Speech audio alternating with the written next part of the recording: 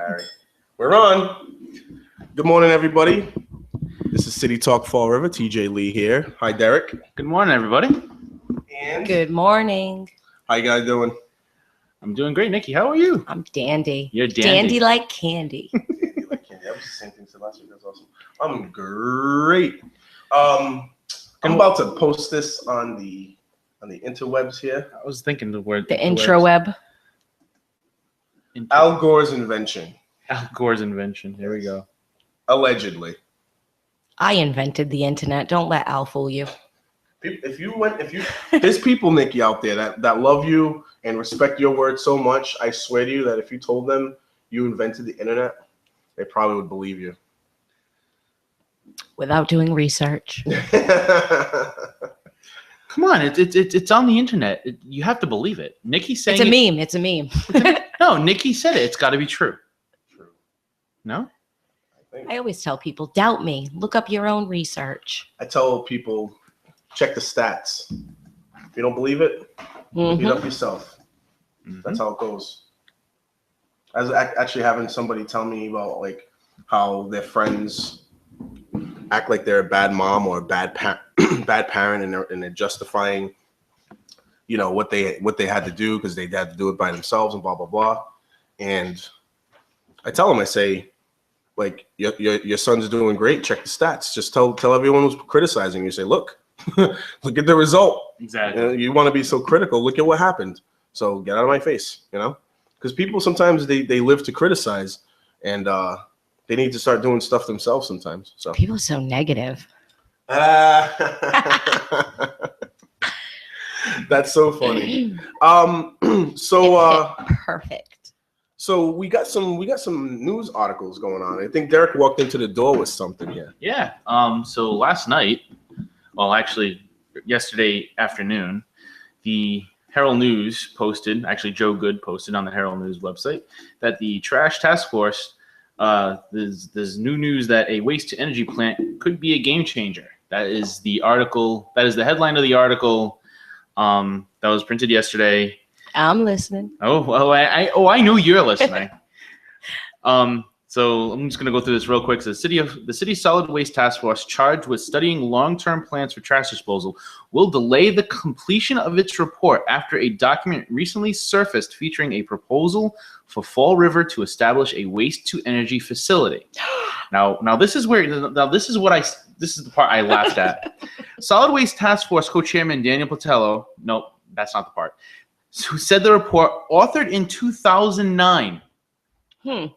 By another task force formed under then Mayor Robert Carrera, was brought to his attention a few days ago. Now, here's my problem with that. You are creating a trash task force earlier in the year. Are you trying to tell me that you didn't at least try to check to see if something else was done in the past and what their ideas were? We've posted about this before, that there was a task force in the past. And the problem is that they're just finding this now. Miles wasn't Okay. in it. Was Well, okay. I don't believe so. Can you continue with the article? Because I already have a few. I see you ready to go. The butter is churning. It's very in-depth, Patello said. It could be a game changer, and the circumstance we're in, the city is ripe for it. Patello declined to give details of the report, but said he is organizing a meeting with his group and members of the former task force next week. Let's see. Patello reported this week that a draft of his task force report was being edited and had originally anticipated a group would present its recommendations to Mayor Sam Sutter by the end of next week. If a meeting can be organized next week, the release would be likely delayed another week. So now we're going to be toward the end of October for this new report. I think Close to election day? Is that what you're saying, Derek? I'm not trying to say anything. Close to election day? What? Because I could seriously go on and on about the laws in the state of Massachusetts about waste to energy facilities. So let's talk about it. Well, there's a little more. Okay. We'll trust me. I see you ready to go. So, Because it's all court. And then Patello had another quote. I think we'd be doing the city a disservice if we didn't investigate this. I wish we had this from day one. According to Massachusetts Department of Environmental Management, and Nikki's ready to lose it, there are 7 waste-to-energy facilities in the state: in Haverhill, Agawam, Pittsfield, West Wareham, Millbury, North Andover, and Saugus. Which those 7 cities sound very familiar to you. I can't even. Those, and then the rest of the article goes into what it's about. They say that the 7 facilities are operated by private industries, and they just talk about who's part of this trash task force. Now, Nikki, I yield the mic to you. Well, I find that the 7 waste to energy facilities, I mean, I've said that how many times, so it's funny that it's in the article. I mean, I praise whoever actually finally said something about it, but I've been screaming that. I've been screaming that from the rooftops for months now. The thing with those 7 waste to energy facilities is that they're only owned by 2 companies. Covanta. Only 2. Covanta being one, Yes. and the other is called Wheelbarata. Yes.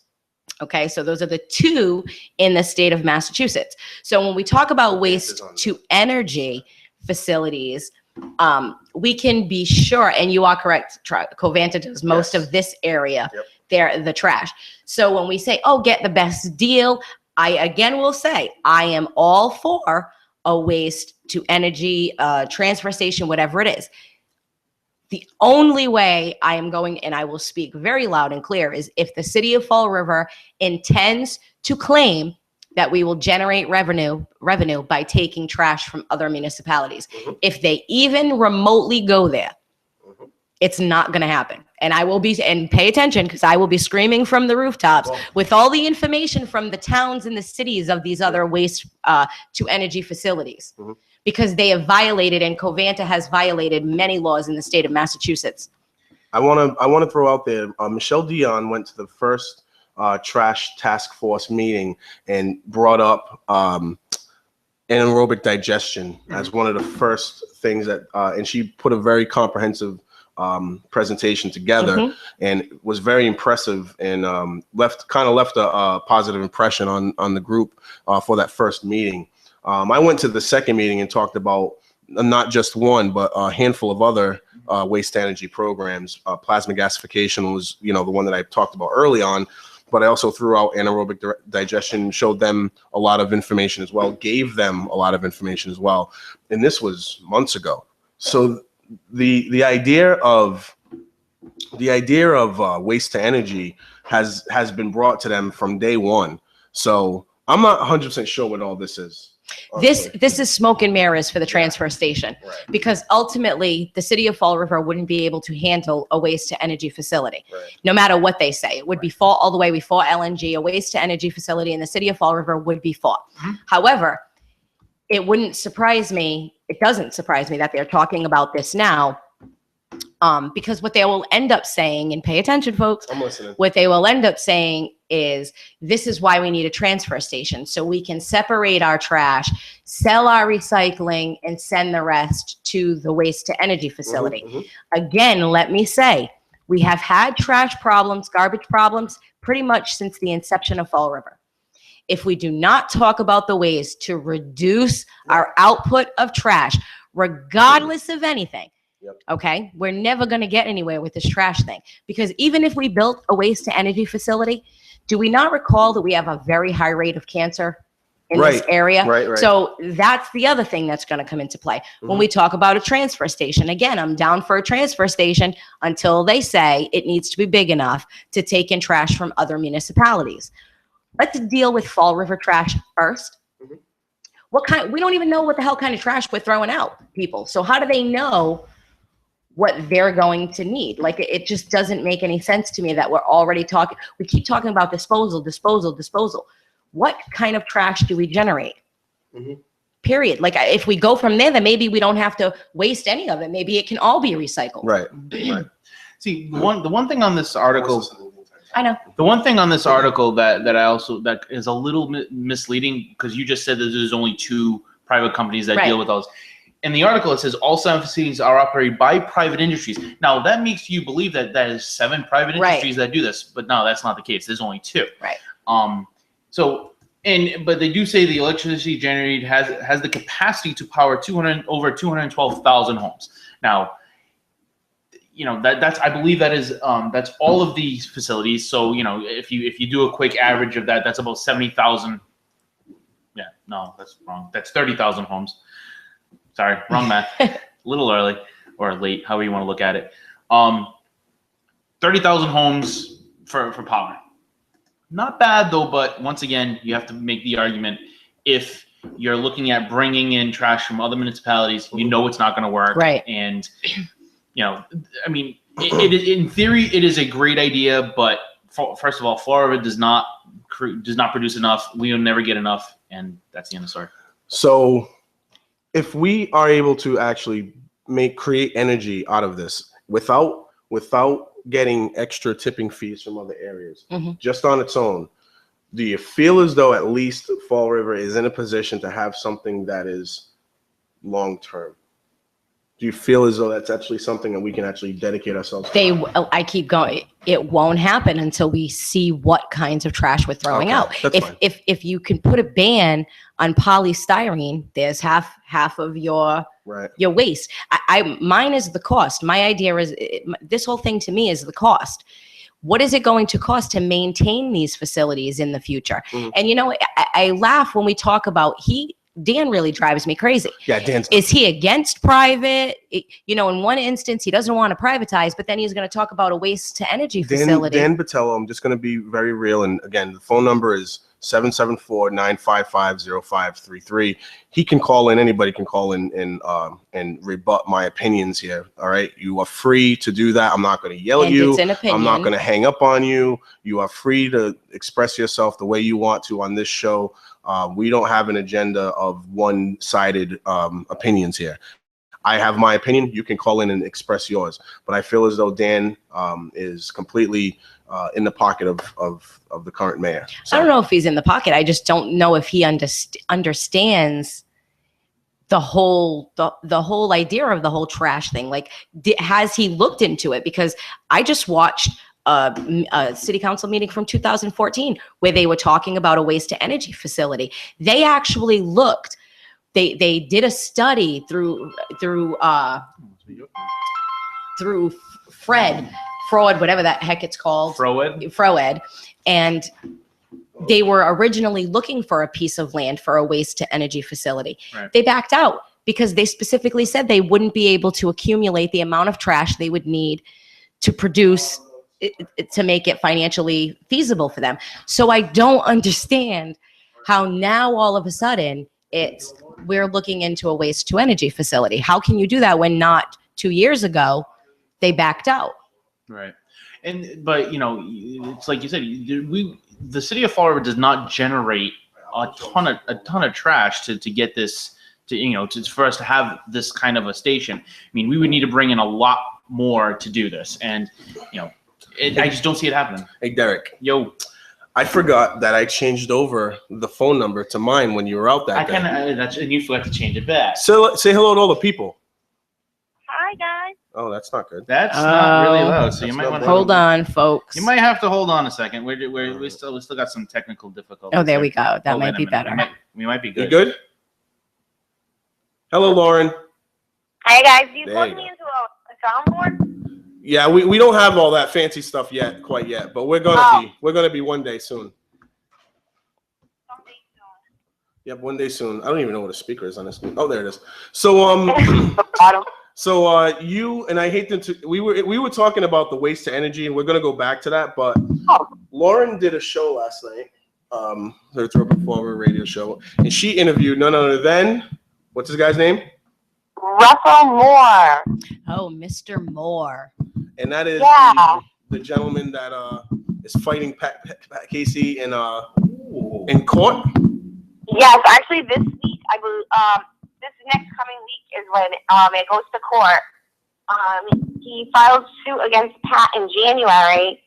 I believe they said it was a civil suit for his mother's belongings that she apparently just went and took from the house. Now, we also had, which was kind of cool, we had the neighbor, Lori, that was also named in, I believe, one of the Herald News articles.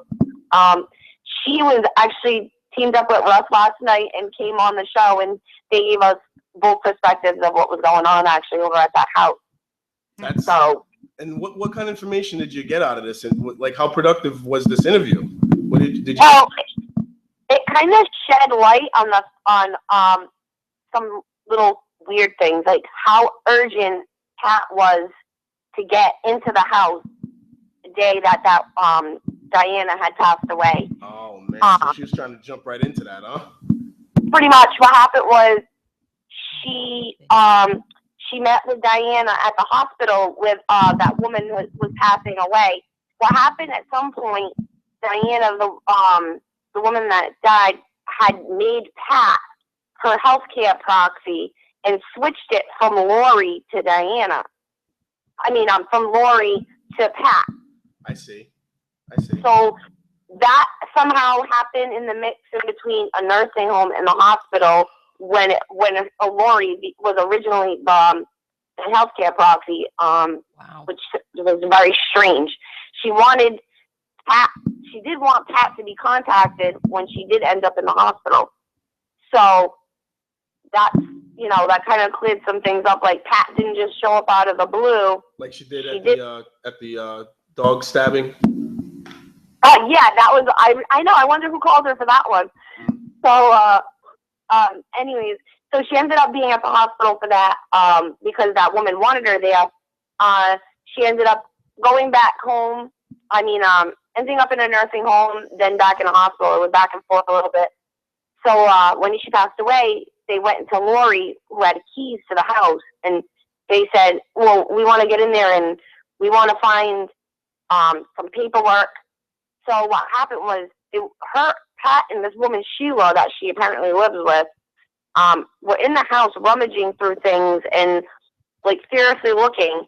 And Lori got upset and she wanted her to stop, but didn't stop her because she was afraid. She was an elder. Yeah. She wanted to be respectful. So what happened was Pat was looking for the deed to the house. Get out of here. And, yes. She said, I'm looking for the deed. She found the paperwork on the cars.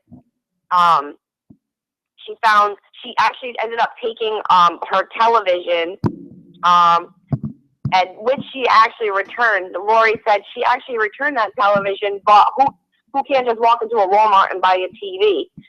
So another thing that she did say was that that Diana had said that she was afraid that Pat would take all her belongings and hand it out to the people that look for her for handouts. I guess there's people that come to Pat for things, and Pat gives them things, and that's one thing that Diana was afraid of.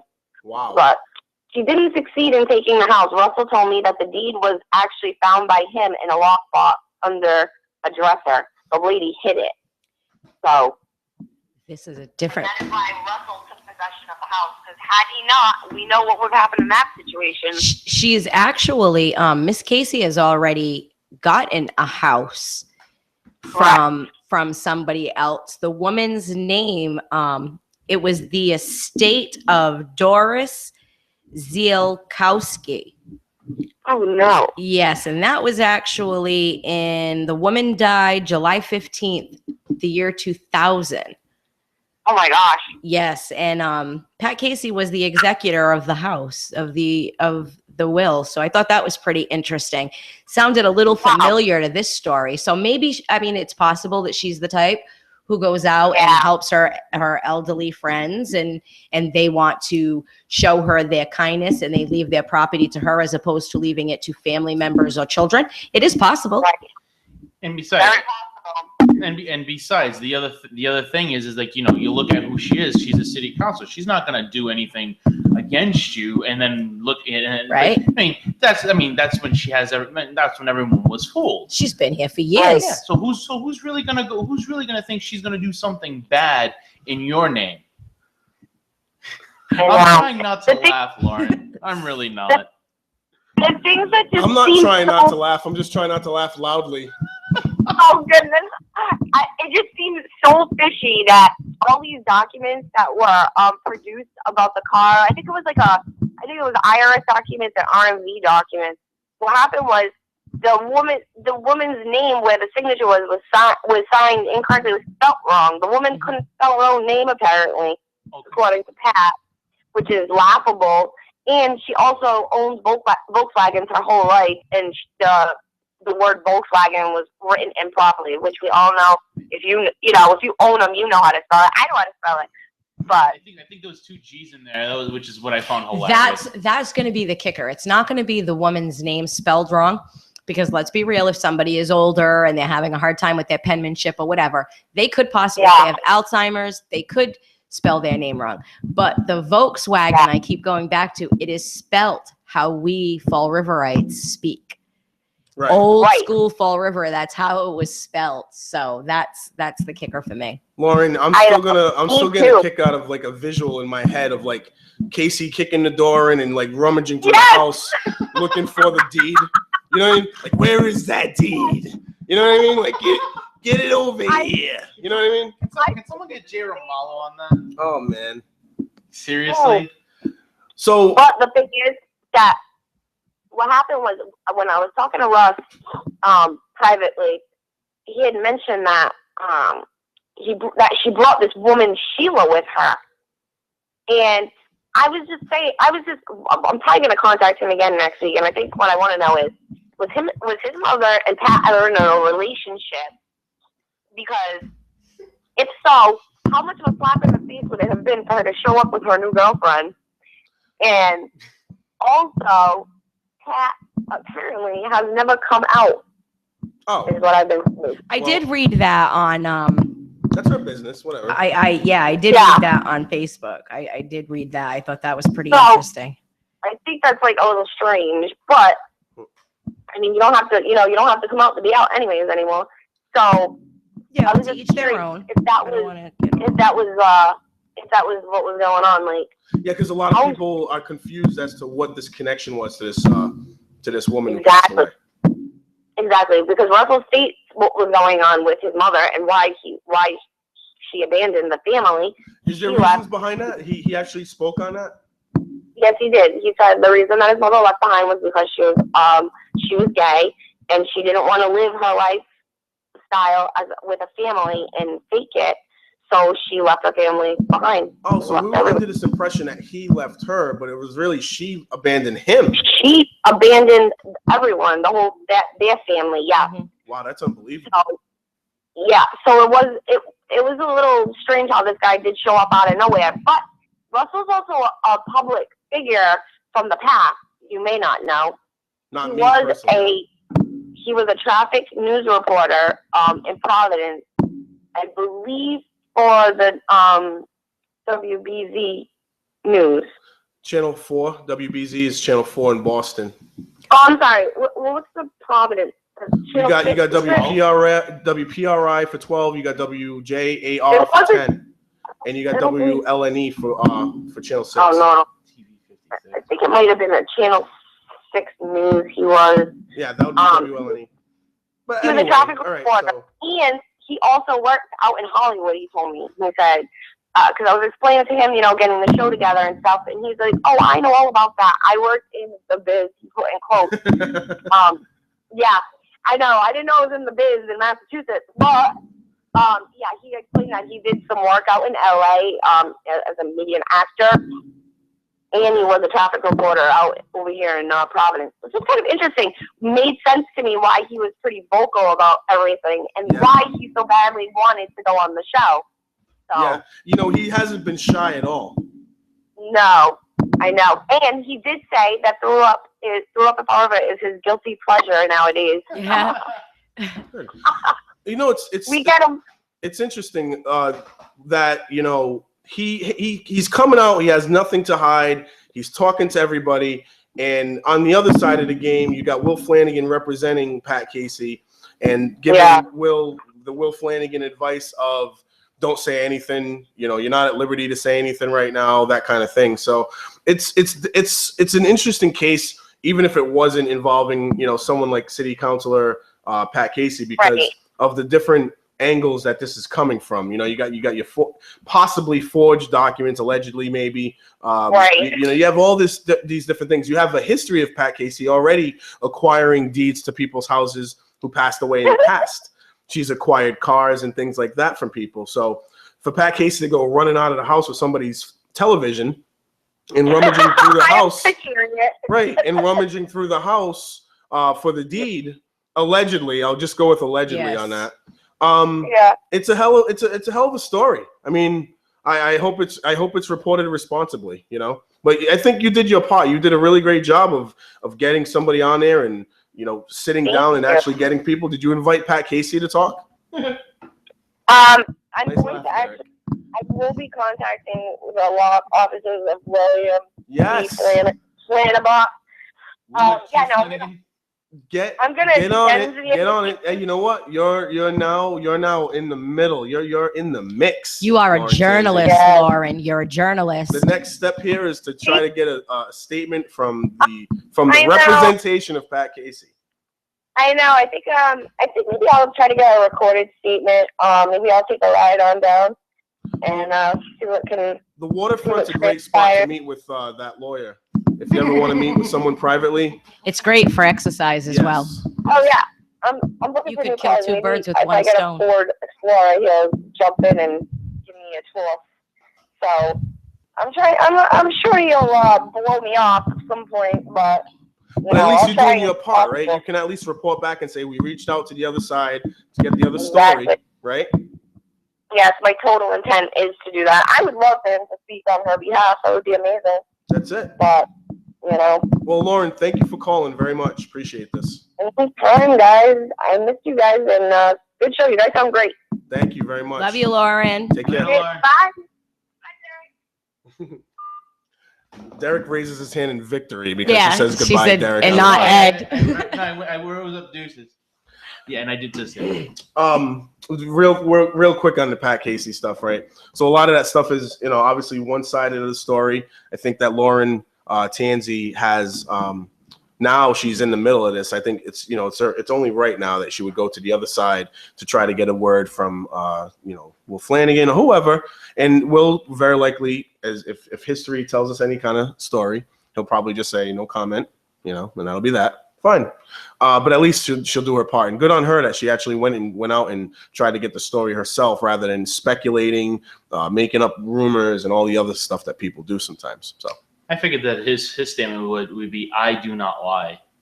oh, an honest man has nothing to hide. That's what he said. Oh, is that what he said? And then when they were doing the investigation, he said, I'm not saying I got anything. too much to hide, folks. I'm not giving up my phone. Now this man has nothing to hide. Can we see your phone? No. Deemed not credible in that Computer? investigation. No. All right, so going back to the trash-tastic task force here. I did make a comment that Dan Battello is in the pocket of the mayor, in my opinion, okay?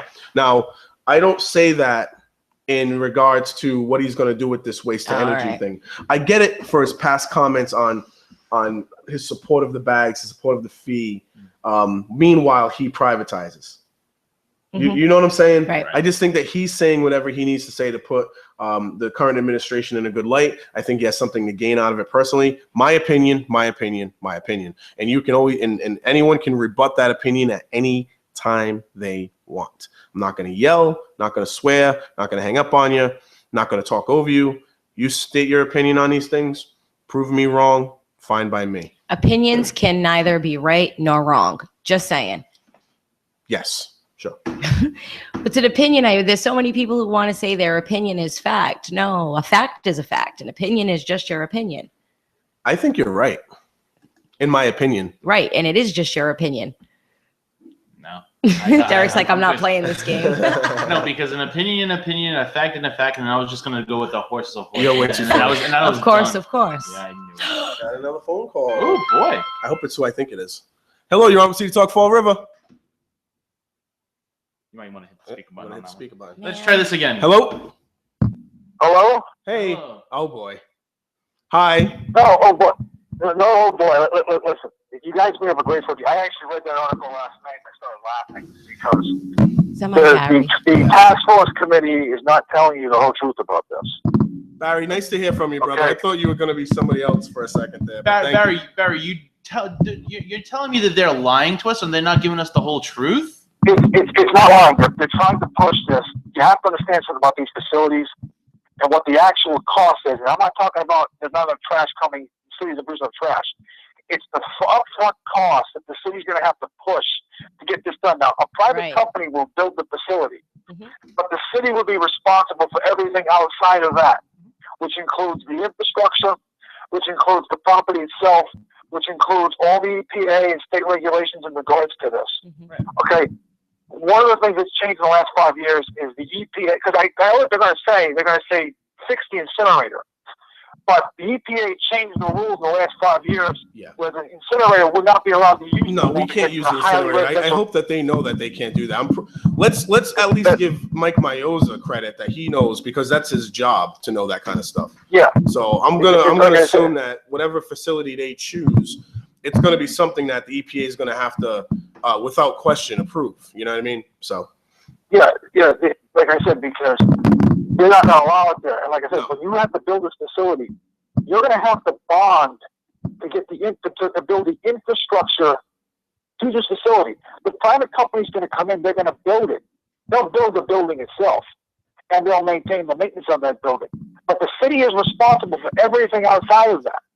Okay? There's a third problem I was talking about. Now, maybe things have changed with Charlie Baker, but you have the time to try to build a transportation plan, right?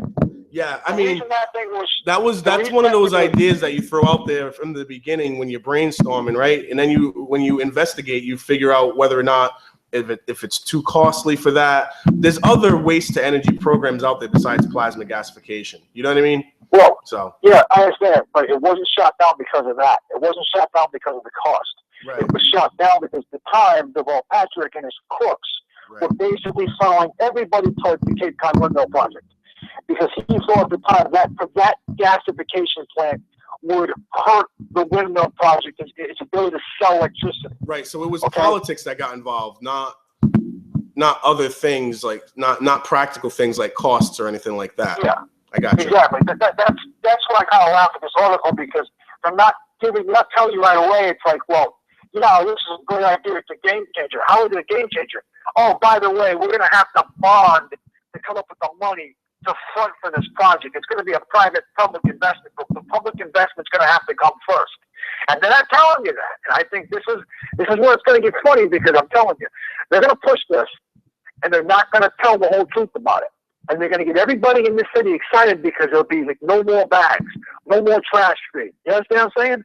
Yeah. What they're not going to tell you is, yeah, we're going to have to bond for $45 to $50 million just to get the project started, because we're going to have to build the infrastructure on the property, because now where they're going to build this now, they're going to have to build this in an area of the city where there's, I think it's something like the residential area, it's like 30%. It has to be under 30% of residents within a certain diameter of this facility because of the EPA. So it's going to have to go somewhere on Airport Road. Okay? And that means, like I said, a lot of that property is underdeveloped. Mm-hmm. So it's going to cost money just to do this. And they're not telling you that. They're just telling you it's a game changer. Yeah.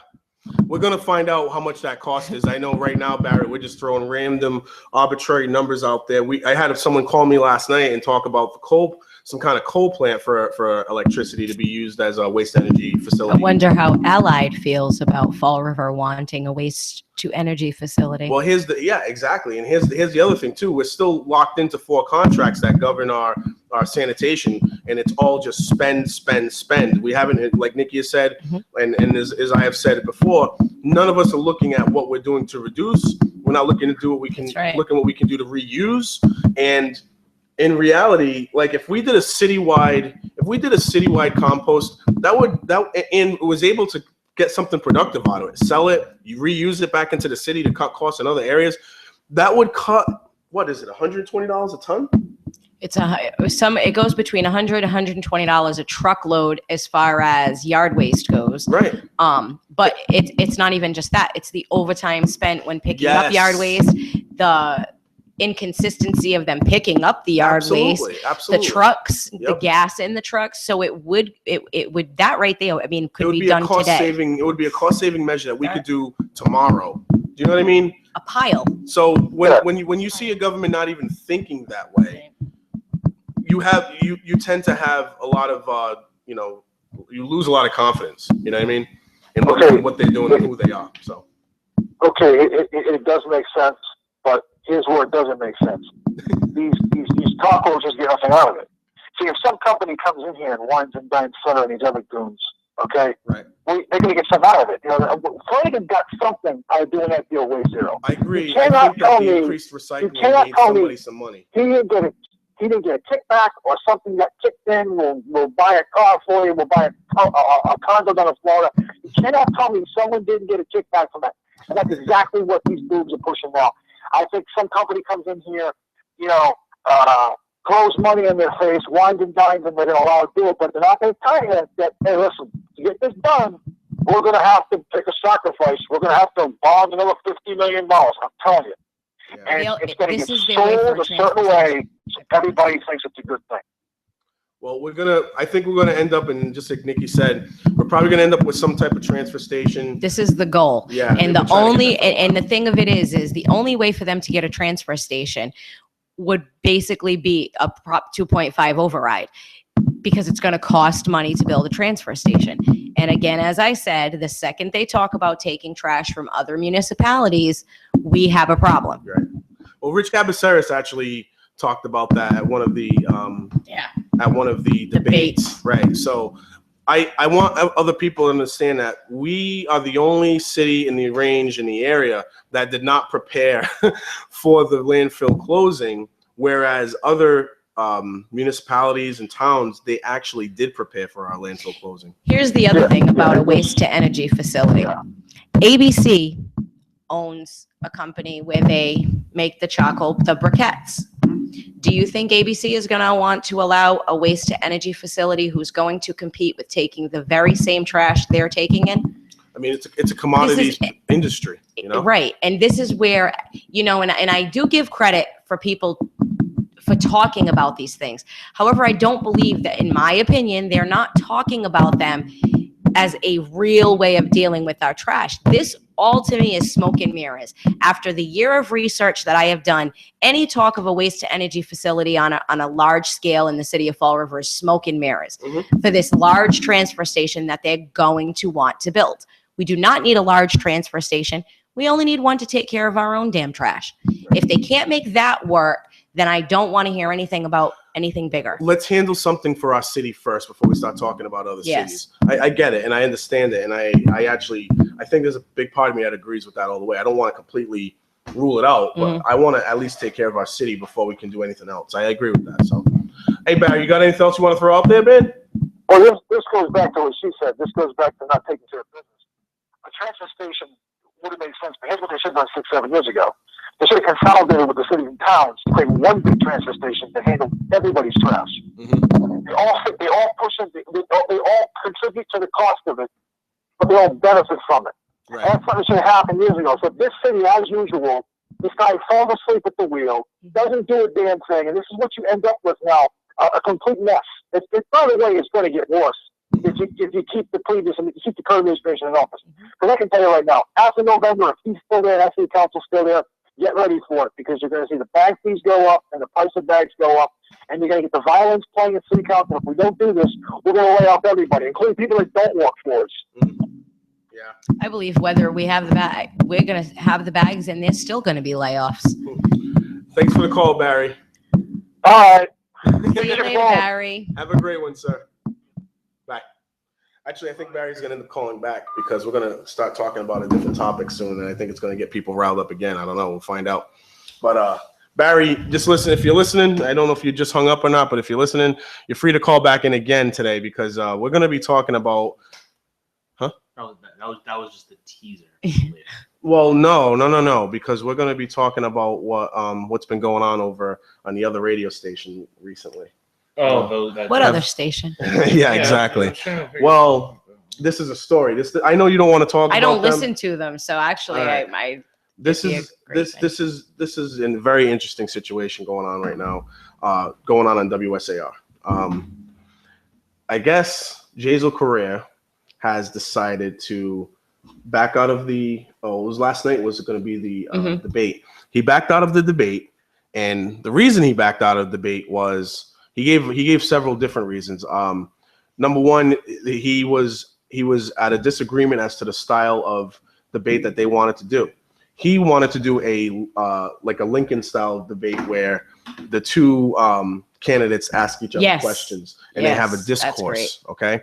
WSAR, from what, again, this is what Jazel Correa has mentioned.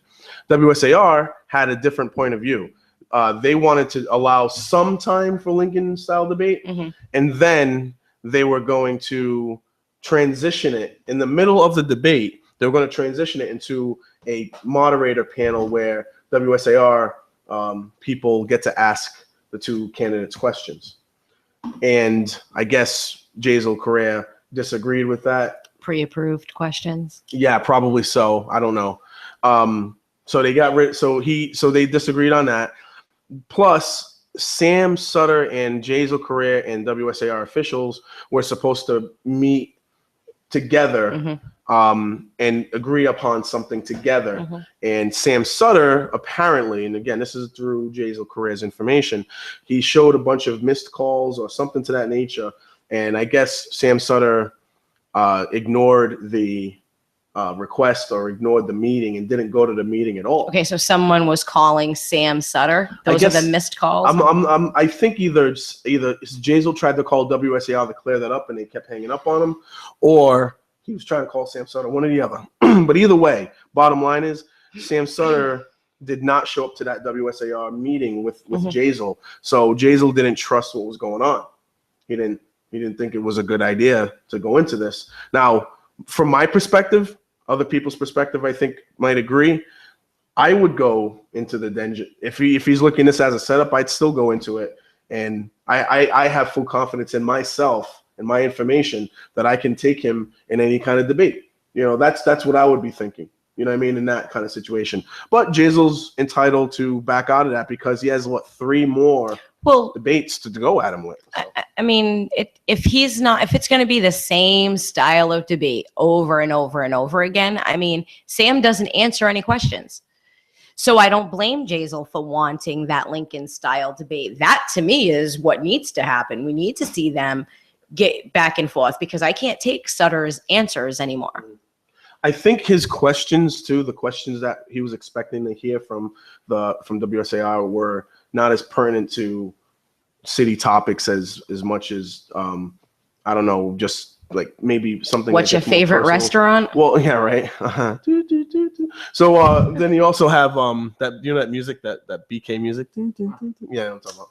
So also they also have I think they were going to talk about the gun incident and like bring up all that as well. That has no bearing on the election. So I think he was ready to do the Lincoln style one-on-one, go up to Sam Sutter and go at him. But he didn't want WSAR overly involved in the question asking, I think. So I don't know. I mean, I can't speak for him completely, but I know that the next few days on WSAR, oh, and there's another whole other thing, but the next few days on WSAR resulted in a lot of, the topic of discussion being how Jazel's too young to be the mayor. He's too inexperienced. He's too immature. They're allowing all these phone calls that are continually bringing him down. People call in to support Jazel. All of a sudden, their phones aren't working.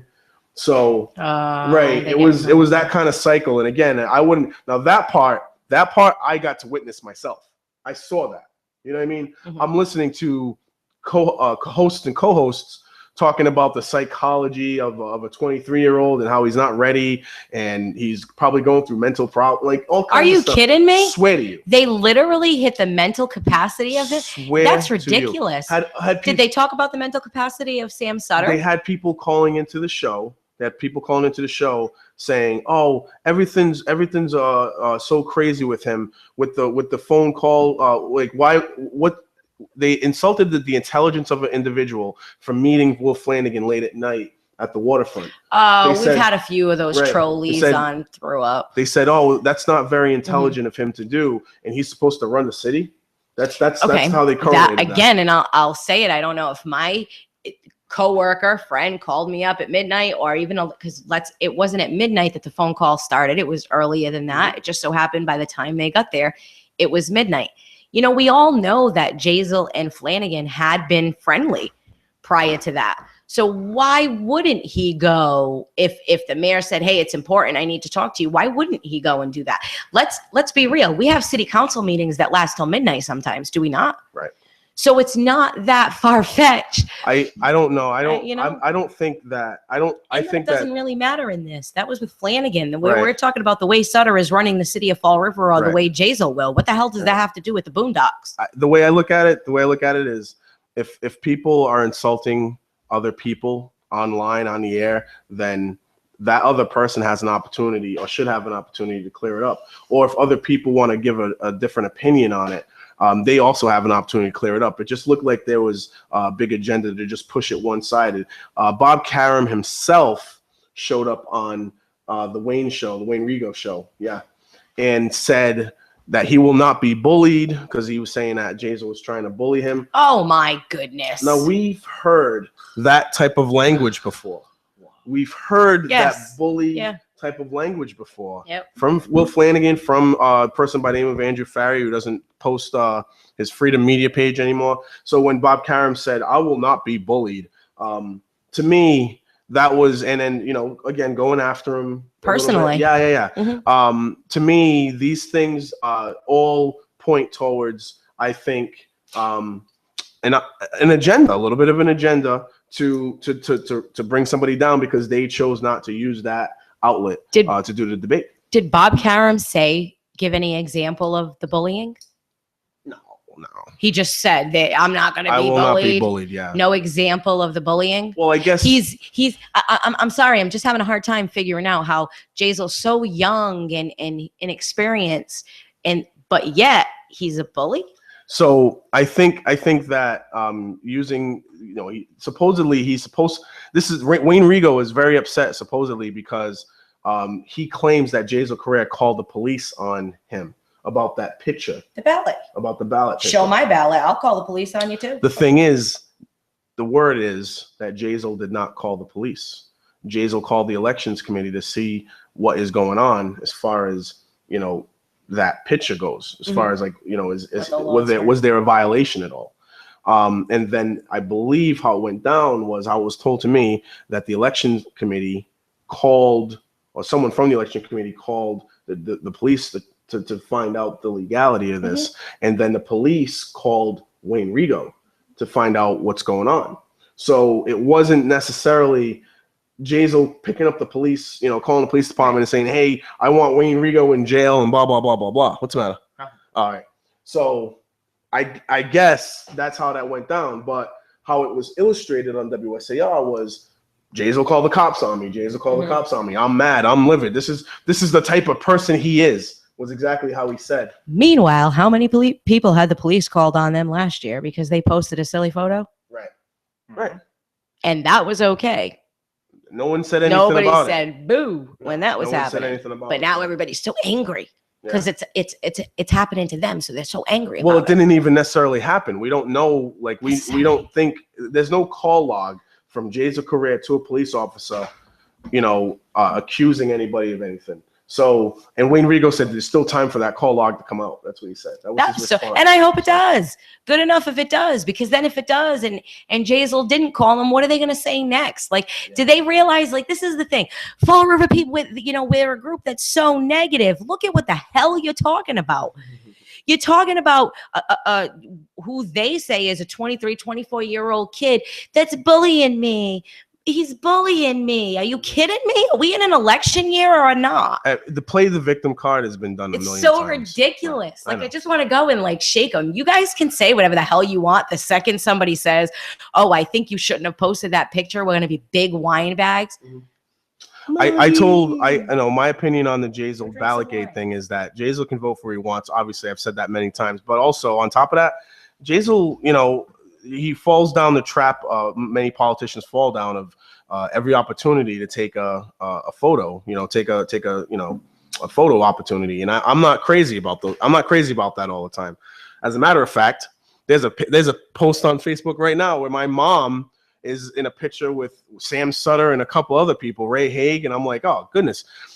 I'm not a big fan. I know I'm not a big fan of political pitches. You know what I mean? I'm not a fan of photo ops. And I think it kind of bit him a little bit a couple weeks ago, and he got caught up a little bit. And I think he takes the hit and he pushes forward, just like this WSAR business, right? I told him myself, I said, you're going to take a hit, but you have other opportunities and other debates to see what you can do. You know, you're going to have to figure it out. But he chose the route of not going WSAR. I don't believe he took any campaign donations from WSAR either. So he's definitely doing something untraditional that other mayors haven't done. So WSAR makes campaign donations. yeah, they've done that before. Yeah, you didn't know that? I guess I would just assume, being the media, It wouldn't be WSAR. It was like Bob that Karam. they wouldn't, or It like was personally, Bob not through Karam. WSAR themselves. It though, wouldn't right? say WSAR on Okay. it. It was also Jazel Correa hasn't done any commercials with WSAR. He hasn't paid them for advertising. He doesn't need to. I wouldn't either. Right. It's very clear the stance that some of them take. And, you know, it's okay to have your personal opinion and to have that stance. Yeah. But when it becomes an entire radio station, Right. you know, and you look in the past where they had Flanagan right there in front of them, and they didn't give him anything hard, but they're going to give Jazel this much of a hard time. So to me, it does seem like their intention is to get less people to vote for Jazel. Mm-hmm. And if that's not their intention, then I suggest they do something about that, because the station's not, you know, like, they might have listeners right at this moment, but there are other stations that are coming out. There is the online media. They're not going to have, like, let's face it, where are they going to be in another 20 years? 10, 15, 20 years. If they want to get listeners to actually listen to their show, not just because it's one-sided, then they should probably go down that route. I want to see fairness. I haven't really been jumping on any mayoral bandwagon on purpose because of the position that I'm in.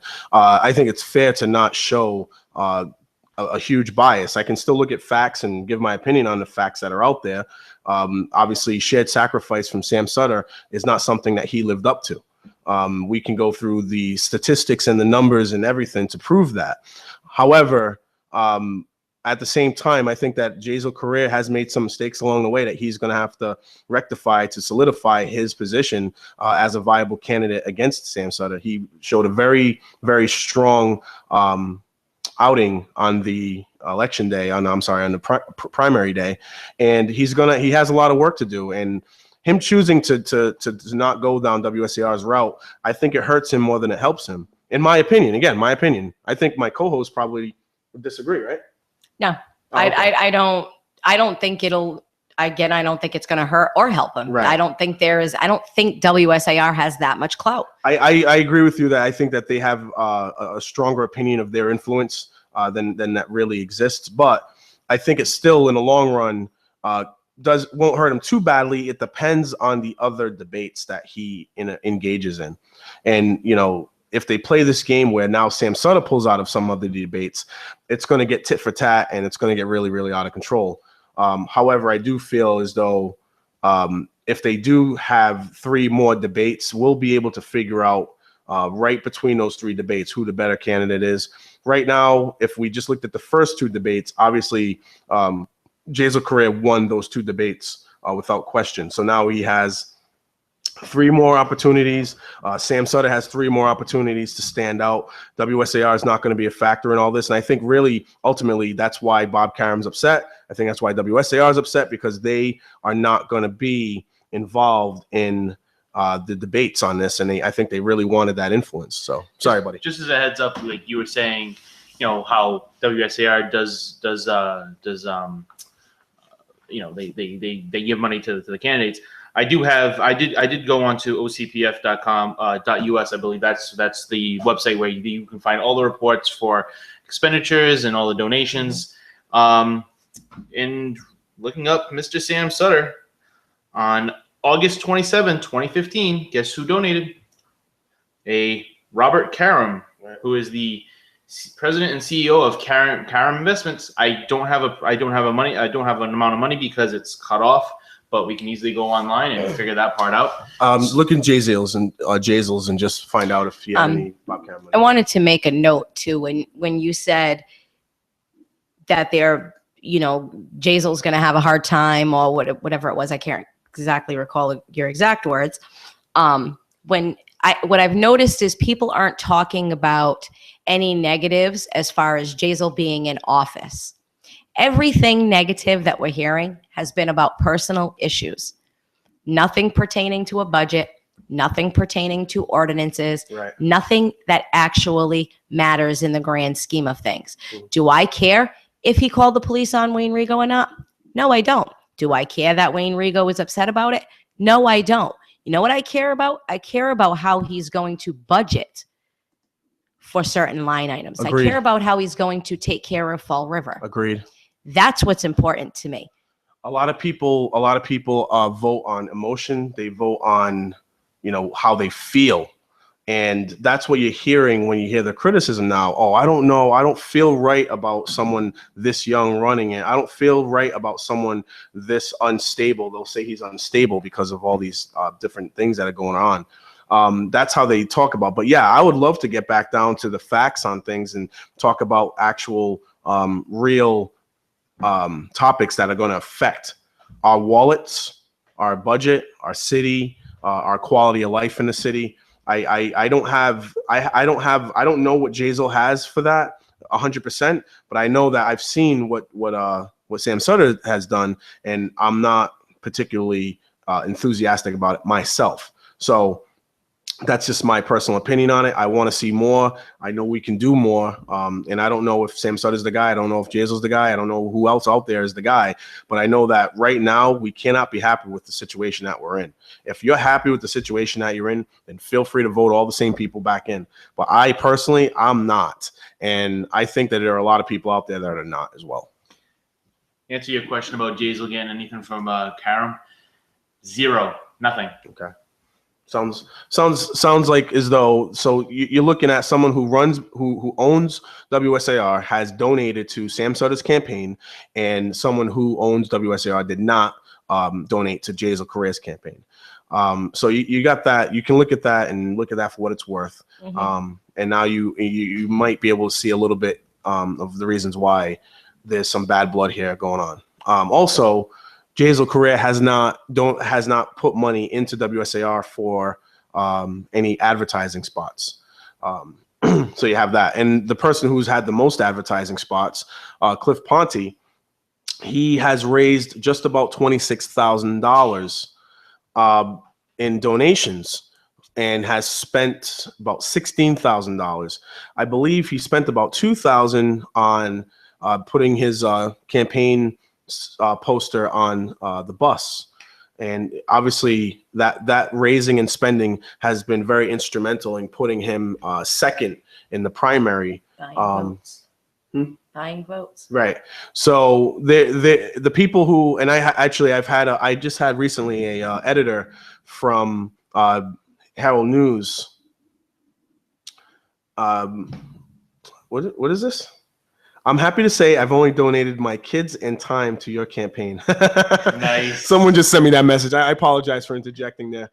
But yeah, so someone from the Herald News, his name is Aaron Frechette. He posted on Facebook yesterday that he feels as though I'm still foolish. He used the term foolish to what's the matter? What are you doing? I'm going to try to look something up. I can do it, man. Oh, well, you're... Yeah, I know. I understand. But he called me foolish for not raising any money. And he said that I'm being idealistic about it, and that it ultimately I'm not going to win because of it. Or he said, we'll see what happens. Because I said, what's happening right now is I was able to get myself into the mix without raising any money. But I don't know if winning, let's say I end up at 11 or 10 or 12 and just a couple of hundred votes out, that because I didn't raise money, that's the reason why that happened. Personally, I think you get the quality that you ask for. Okay. If you have someone that doesn't know all the details of what's going on, that has less substance and is going out there, but buying a lot of this and buying a lot of that, you're probably going to end up with someone that feels very comfortable taking other people's money and spending it. And that's exactly the kind of city council we have right now. That's exactly the type of mayoral seat we've had over the past few years. And I would like to at least people to put, a thought in their head that, hey, wow, this person has some character that he's not willing to do what he's doing off the backs of other people, off the money of other people, you know. And if they don't, they don't.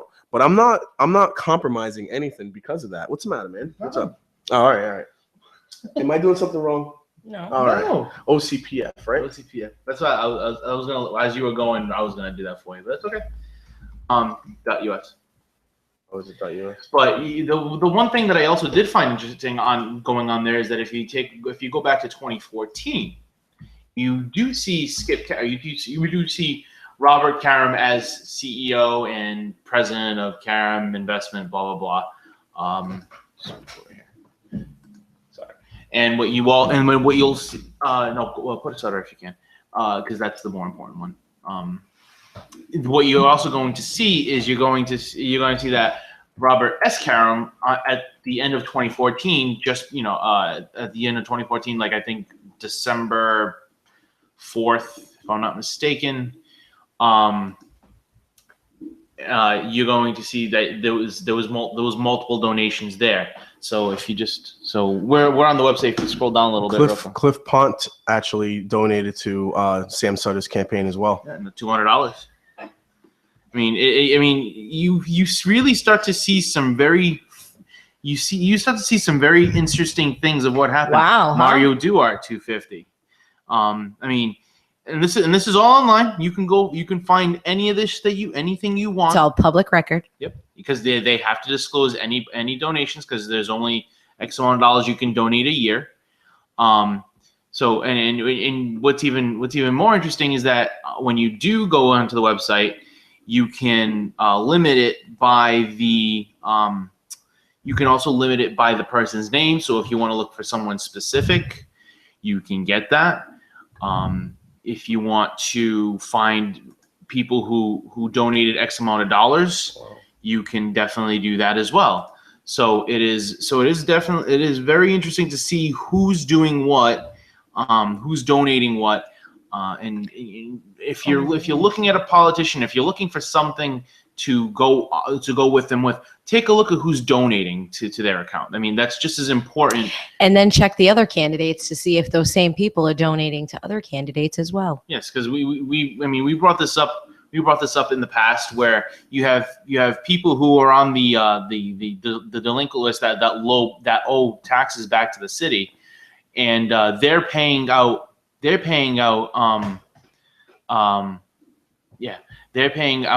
money to these people.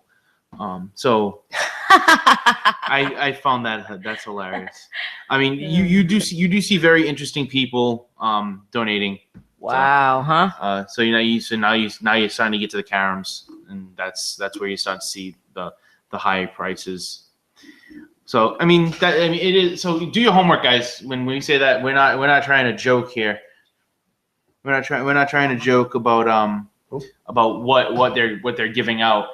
The money that they're taking in are from these people that truly have interest, and they have interest back into the city. $1,000. Wow. Yeah. While Derek Morgado's talking you through all this, I'm looking at all this money. Yikes. And all the people. I mean, it's very interesting to see some of these names. You know, Ken Pacheco donating $300. James Karam another $150. I mean, it really is insane to see some of these names that Lou Pacheco $150. Yeah, and yes, that is the Lou Pacheco. Hey, that made me laugh almost for a second. Oh, yes, we have. Do you think they did that purposely? No, no. It's Silva, not Sylvia. And plus, he's out of Swansea, so. Yeah, we saw Jordan Silva, not Sylvia. That's hilarious. Kyle Heltzler, $300. I mean, you do have names, guys. I mean, do your homework. Look at who's donating this. I believe it's the 20. No. And look where those people live too, because sometimes a lot of out of town money there. A lot of New Bedford, Bristol, Rhode Island, Swansea, Tiverton, Mattapoisett, Taunton, North Kingstown, Portsmouth, South Dartmouth, Hampton, Sandwich. It's another Karen, and there's Robert, $350. $350. Yeah. And if you Pam LeBeau. Really? Yeah. Pam LeBeau donated $150 to Sam Sutter's campaign. Whoa. You just got really quiet. Yeah, Derek, what happened, man? You were talking and then you stopped. I know Yeah, that's you got just really I quiet. mean, That, this is just like, I mean, you just keep hitting next, and you're gonna keep finding stuff. Well, a lot of city Linda employees. Raposo. It's kind of funny. Linda Raposa. I wonder if that's the same Linda Raposa that posts on Facebook. maybe, I don't know. but another joke. That still makes me I laugh. know. But you could probably go through. Man, we just threw away this whole show. You were holding on. You were holding on to You were the doing mic. good. You were doing We fine, were man. doing Don't get distracted, we're man. throwing away this whole show now. Are we? No. All right. Apparently, Derek feels though the show's thrown away. I'm not throwing the show away. Well, I can do this both at the same exact time. yes. So, all right. So we have a lot of different people here donating money to Sam Sutter's campaign. You got the plumbers and pipe fitters from East Providence. $500. $500. I mean, you got a lot of. I'm surprised to see Pam LeBeau donate $150 to No, Sam Sutter's if I'm not campaign. mistaken, didn't ABC also donate to this guy? Oh, Leo. Hey, I just want you guys to know. I want you guys to know that Pam LeBeau donated more money to Sam Sutter's campaign than Leo Pelletier did. Leo Pelletier donated $100 himself. The bricklayers. Kathy Haig, which is I'm assuming related to Ray Haig, but there's Ray Haig right there, $250. So, yeah, I mean, you got it. You got a lot of people that are involved in politics donating to Sam Sutter's Yeah, campaign. and what I find interesting is when I see certain individuals who work for the city that are donating, Mhm. that kind of fires me up a little bit because, one of the things I've been complaining about is like small things like a clothing allotment, Mhm. where last year they were $700 a year and Yep. now this year it's $800. Yep. So when I see that, right, okay, they got $100 in clothing allotment, but they're donating $300 to the person that's building the Right. budget to give them that money. That's a little frustrating. Yep.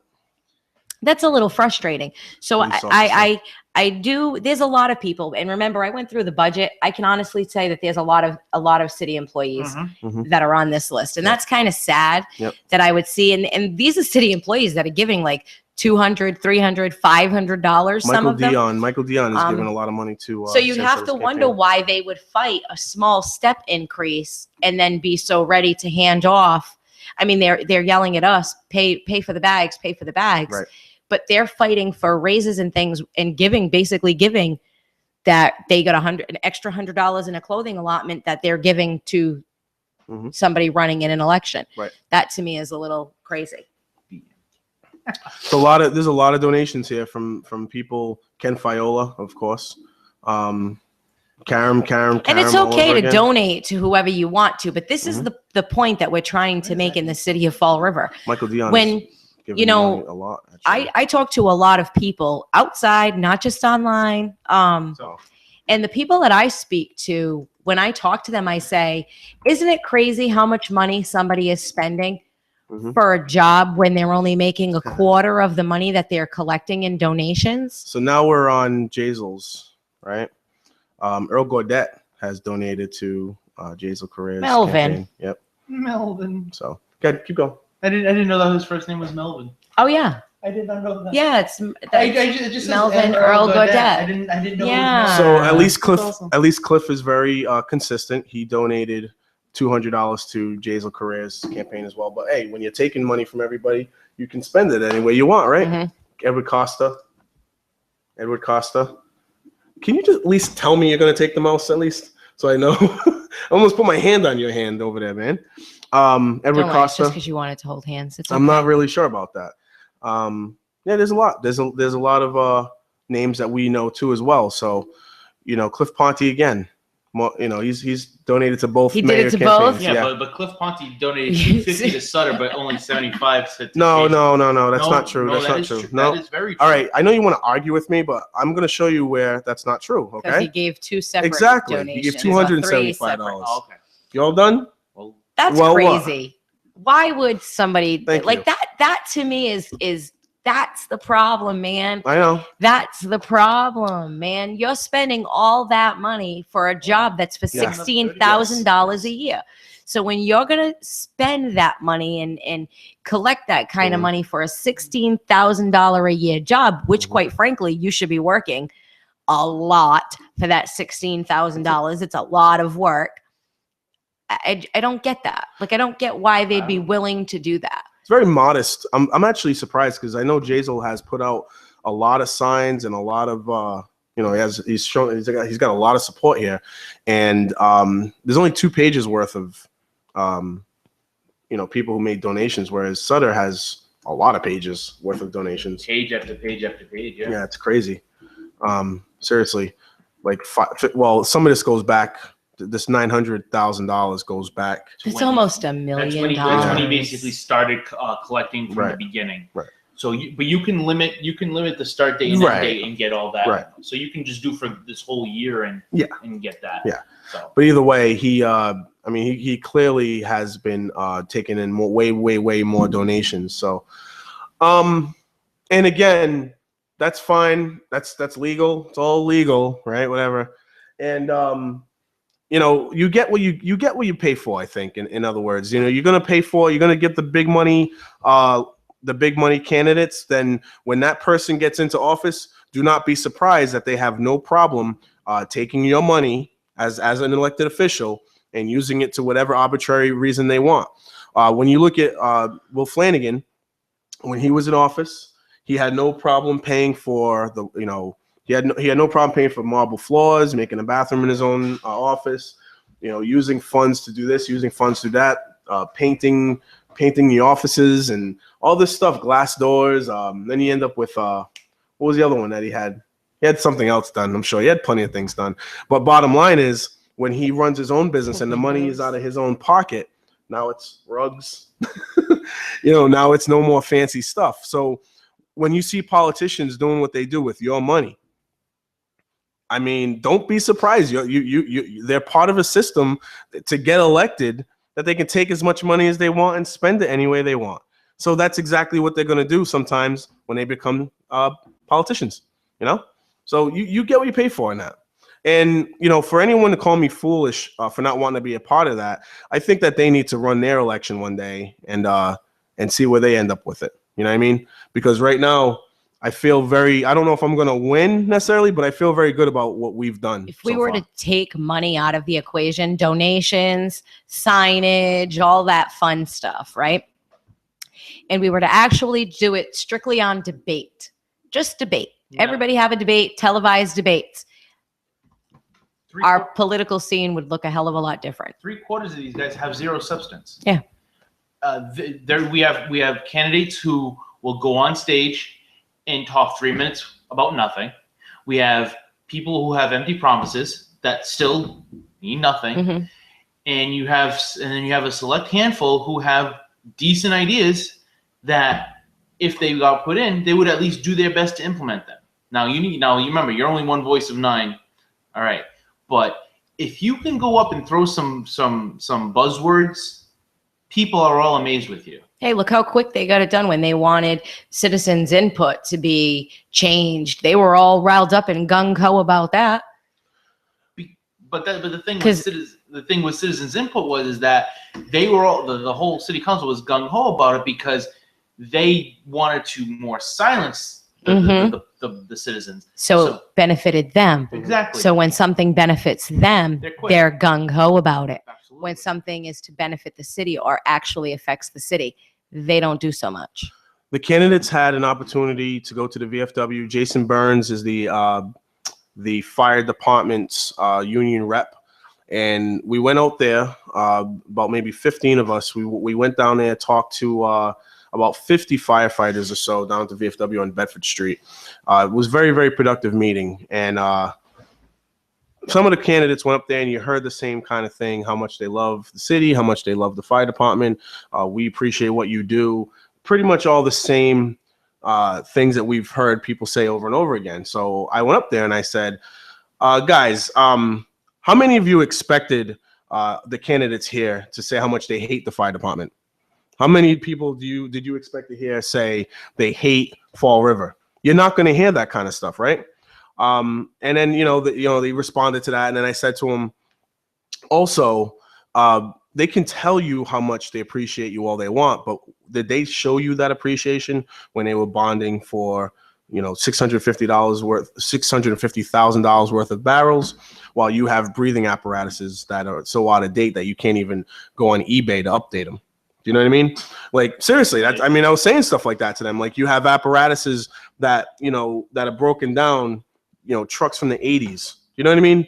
90s, late, like when I was in high school, So they can say as much as they want to you, but they need to actually prove that when they're sitting in those seats. And every single counselor that's running right now did not vote for anything to upgrade equipment at all. Let's go back in time, shall we? Shall. To when each of the sitting city councilors were elected, and let's look at their record, what they voted for, what they voted against, Right. what positives have come to Fall River since then. Anybody got any? I would say, as far as what the fire department goes, I'm talking anything in the city. Anything in the city. I remember Ken Pacheco ended up getting his backhoe because Leo pushed through some kind of thing to get the backhoe going. When you look at how long most of the sitting city councilors have been in their seats versus the state that Fall River is in, you have to wonder. There's no responsibility. It was just kaput. It was kaboom. Came out of the blue. They couldn't control it. it was They had no kaboom. say over anything for the last 20 years, people. They had 20. the LNG thing that took time and this, that. Do you remember Joe Camara talking about? Oh, yes. It took time out of everybody's day. Like it wasn't important. It's a huge issue. They didn't care enough about it, though. Oh, speaking of which, I think LNG is raising its head back up again around this area. Is it? Yeah, Freetown now. The Freetown's going to have to vote in. Sorry, I kind of got sidetracked. No, that's okay. with the That's LNG great. thing. But I believe they're going to have to do a vote. If they're not doing it today, they're doing it very soon about whether or not am I still on Facebook here? I hope we're not disconnected. Okay, we're still connected. No, because I'm unable to connect. That's why. So I thought maybe I was having trouble again. But no, apparently they're going to vote to see whether or not LNG can do some kind of survey. LNG company can do some kind of survey, survey the land, and see if they can try to set up another LNG project in this area. I think Freetown's going to be saying no to that, but we'll find out. I'm sure they will. We'll say no to that. But even if they were to get the groundwork laid to get this started and start doing all all that groundwork and stuff, they still have to be able to transport it in, and I thought the only way that they could transport that in was through the Taunton River, which still has the old Brightman Street Bridge, which is still there, basically apt to stop that. I'm not 100% sure on it. What was your position on LNG back in the day? I wasn't actually in the city at that point in time. I didn't think it was like the safest thing to do, and I was really against it. Just to be clear, I was in the Air Force around that time that everything was going on with the LNG situation. I wasn't against it. Why? Why would I be? There's one in Providence. The biggest reason that everybody gave was terrorism, you know what I mean? So to me, I'm wise enough to know that if something were to happen in Providence, we would be affected anyhow. So I really didn't look into all the facts like I do with things now too, but I wasn't against it. I think any opportunity that we have to make money, we should probably at least give it a good look. You know what I mean? However, let's see, we're gonna phone call. Hello? Yep. You calling into City Talk? Yeah, hold on 1 second. All right, good. That's our new screening system, by the way. I'm supposed to know my right line, huh? I want to make sure that you call the right show because I got a new phone and I don't have any of my numbers saved Are you anymore. doing another show we don't know about? Yes. There goes the country now. I got a new phone, man. I'm telling you. And here's the thing: if someone calls me and they're like a client, and you end up on City Talk Fall River, that could just be a really ugly mess. Rick, That's not the right number? this is the right number. You got the right number, man. You're on. You are live. I'm on. I'm live. So what's up? Last What night made you want to call in? I'm still disappointed about that picture. I don't know. Oh, I don't know. the picture of my mom Yeah, on Facebook. I don't know. Hilarious, dude. You know? Hey, listen, I'm gonna tell you exactly how that went down. Okay, I'm standing off to the side having a conversation with some guys from the VA, right? Because it was a VA party that we were down at the Elks Club, okay? Yeah. So we're over there and we're talking, we're having a conversation. Sam Sutter was there. Everybody was there. So my mom and I took a picture with these two guys from the VA, and then Alan Silva jumped in on the picture and took it with us, right? Silva or Sylvia? Alan Sylvia, sorry. He jumped in and took the picture with us, right? So that got posted on Facebook. Then while Sam is taking pictures with people, my mom kind of moseys on in and gets in on the picture, and then Sam's like, oh, come on in. And so now you got Sam Sutter, I think Ricky Teeth's wife, Ray Haig, and another veteran, just a regular veteran, are all in this picture together. And I'm like, oh, man, here we go. And I knew it. And as soon as it got posted on Facebook, and you're the one who sent me the picture, as soon as it got posted on Facebook, I was like, oh, here we go. So everyone's going to think I'm in cahoots now. You just want the picture with the shortest term mayor ever in history. My mom was just very happy to be there. We actually sat with Earl Gaudette for about an hour, and my mom was in tears laughing at all the stories that Earl was busting out to her. So for that fact at all, my mom had a great time. So I don't care if anyone thinks weird about that picture or anything like that at all. If anyone wants to talk to me, they know who I am and what I'm about. So the picture doesn't mean anything. Just like right? Like, so what? Your mother can't take a picture with Sam Sutter? That's why I look for at the it. person because of who he is, not for who he votes for. No. But anyway, last night I went to organization meeting for the Jays last night, and I can't believe the support he has from some of these people. I mean, some of these people were diehard Flanagan, supporters, and they're on his side now, and I can't believe it. Earl Cadet and Gene and Mary Jo.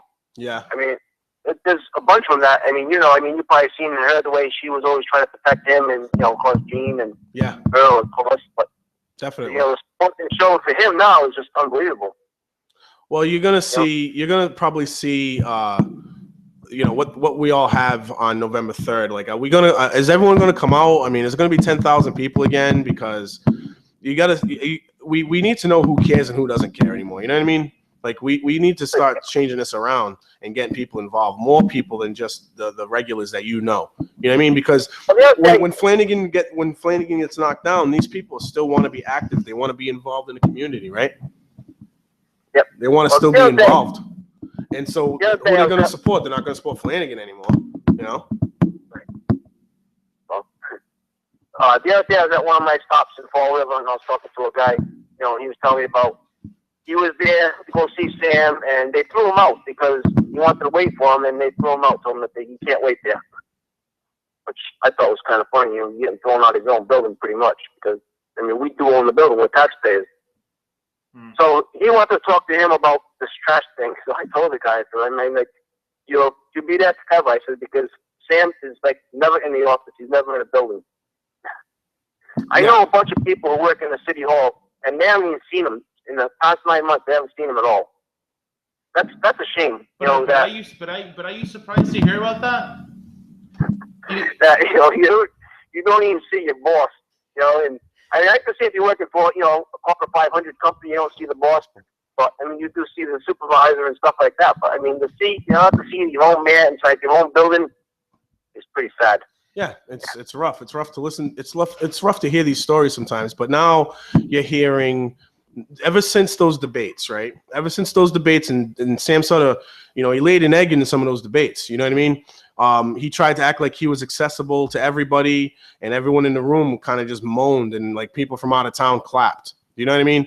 So now he's making more of an effort during campaign season to act as though he was always visible to everybody, when it's not true. No, hold on. I could be wrong. You can talk to anybody. You can talk to anybody who runs the neighborhood organizations, and they'll tell you that he's missing in action. He doesn't show up. Carlos Sousa has been one of the more vocal ones. He's been one of the most vocal of them all. So. Yeah, Earl has too. Earl says that he doesn't show up, and I heard from other people too that he doesn't show up for different things that he should be showing up for, and he doesn't show up. No. I know Flanagan went to every single thing, but that's why so many people did like him. Let's face it. But it's better bridges and I after don't a while. understand it. So, But Rick, no, the funniest part is you say that he's making his rounds and doing this and that, but didn't Sam have a sign holding rally not too long ago, and he was not there? He just had one the other day, Monday, I believe it was, and he was missing in action. And I think it was a bunch of Mexicans. So here's my issue. You have a rally, you have a sign holding event to potentially get you back in office, and you're not there. You won't sign holding. Yeah, but that's very telling because exactly from what you said before, you look at City Hall and who's not there?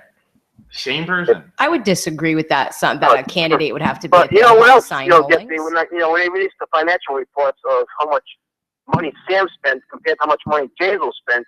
I mean, it's unbelievable. I mean, $800 to what, $39,000 that Sutter spent.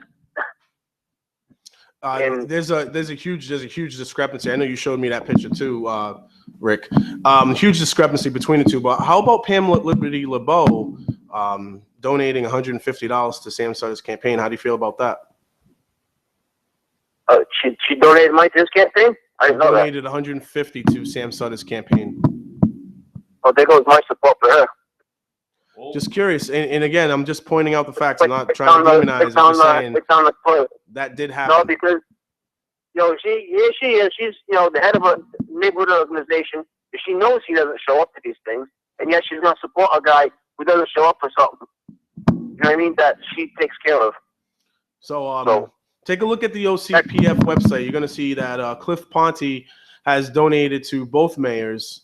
And I think if you donate to both of them, I can understand that. But if you donate to one and not the other, why not donate at all? Yeah, I think the money game is just getting ugly, man.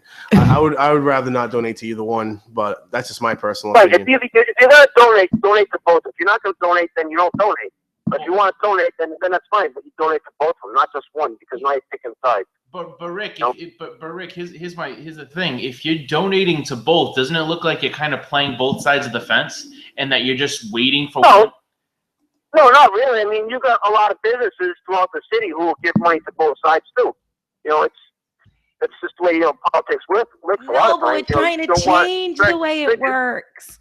If we want to change the way politics works, we can't just say, "Oh well, that's the way it works. I'm going to do it too." You can't.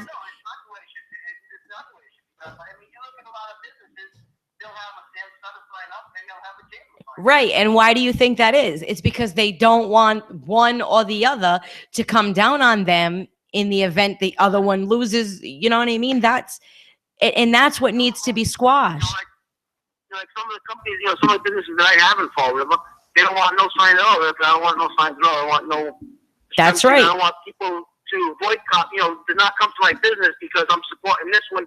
And I don't want people to come to my, not come to my business, and different things, So some people don't want to put no signs up at all. Some people put both signs up because they just want to stay neutral in it. And some of them, I put up a couple of signs for DJ and a couple of businesses, and they only live in the city. They just said, "Yeah, I signed up for the business up. Put a sign up. You want to advertise for them?" So I put the signs up for them at a couple of businesses. Mm-hmm. And they only live in the city, but they just want to, if you want to put them up, put them up. So. All right, go ahead. You're up, Derek. Yeah. Now, if you're mentioning all these signs and how these businesses have signs up and all that stuff. For the streets that I travel around, and I stay within my own little section of the world, which I call Fall River.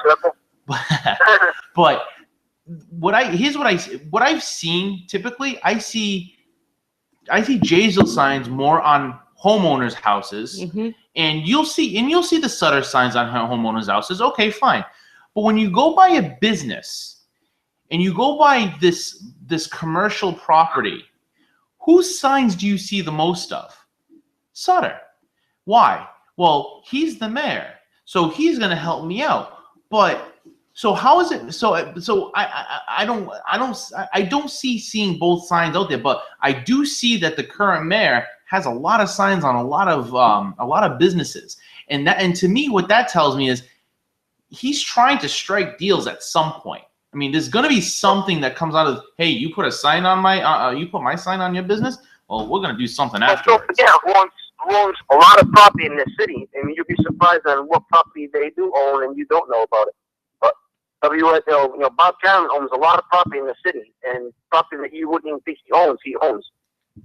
Oh yeah, he definitely owns a lot, but you got to understand but So, the whole point is that you take a look at the businesses that you drive by, and take a look at the signs that are on those businesses, and you're gonna see a very huge disparity on which candidate has their signs up. oh yeah, you're gonna see a lot more soda signs because people think that, oh, he's the man now, so I don't want to burn my bridge now, so I'll put his sign up.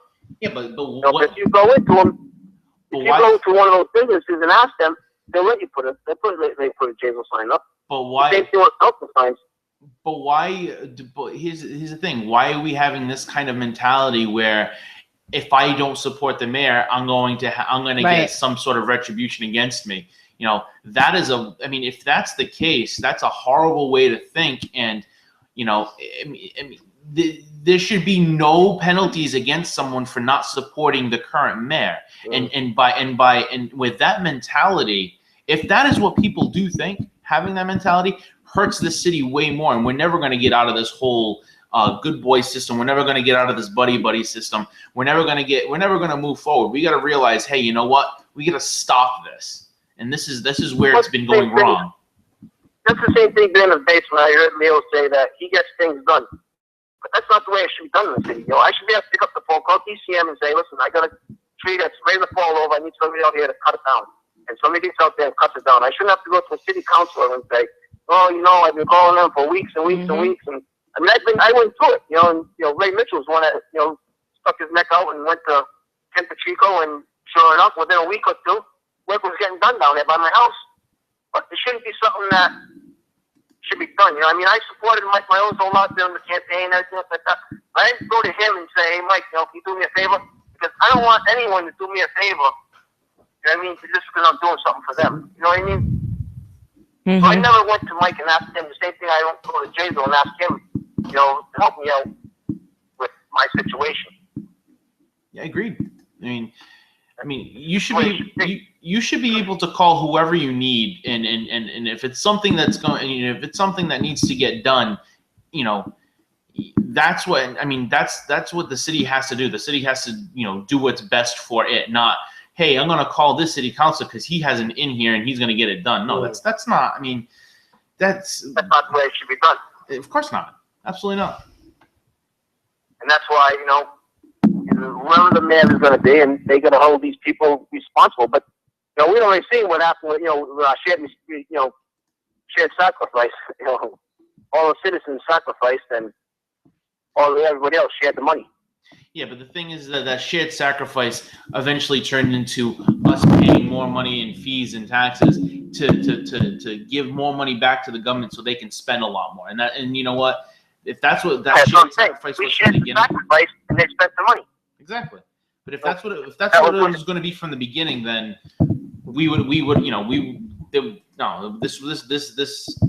this administration wouldn't be in place. Right. So I know now I got to change my strategy now and my support on people, because I can't support a person who's only going to support one person who we know is no good already. So it's true. That's my feeling, because if you said that gave money to both of them, then I can understand it. Okay, yeah, they're staying neutral, but give it to one and not the other. That goes to show you who they're supporting. Hey, I want you to know how much I donated to Sam Sutter's campaign. If you want to see the same amount to Jazel. Yeah, exactly.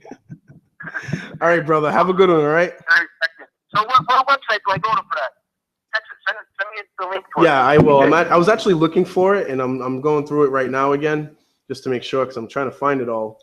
I'm just amazed by a lot of the donations that I'm seeing. Honestly, it's mesmerizing right now. I'd like to see it, so I can. All right, sir.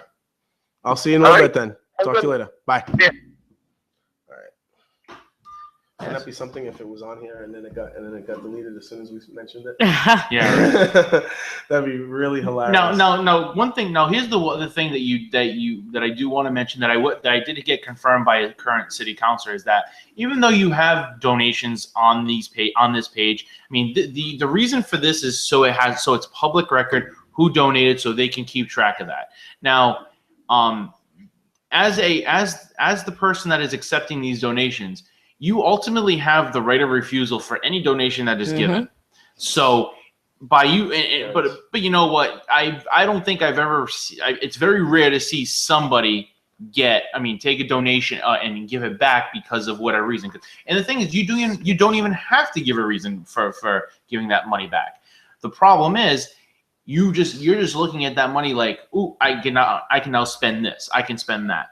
All right, so that's one problem. The second problem now is when you're dealing with a person that has, quite easily 6-7 times more money than you do, and you're trying to run a campaign and you're trying to do what you can, it makes your life difficult. But you do look really good when you spend a fraction of the money the other person did, and you're ahead.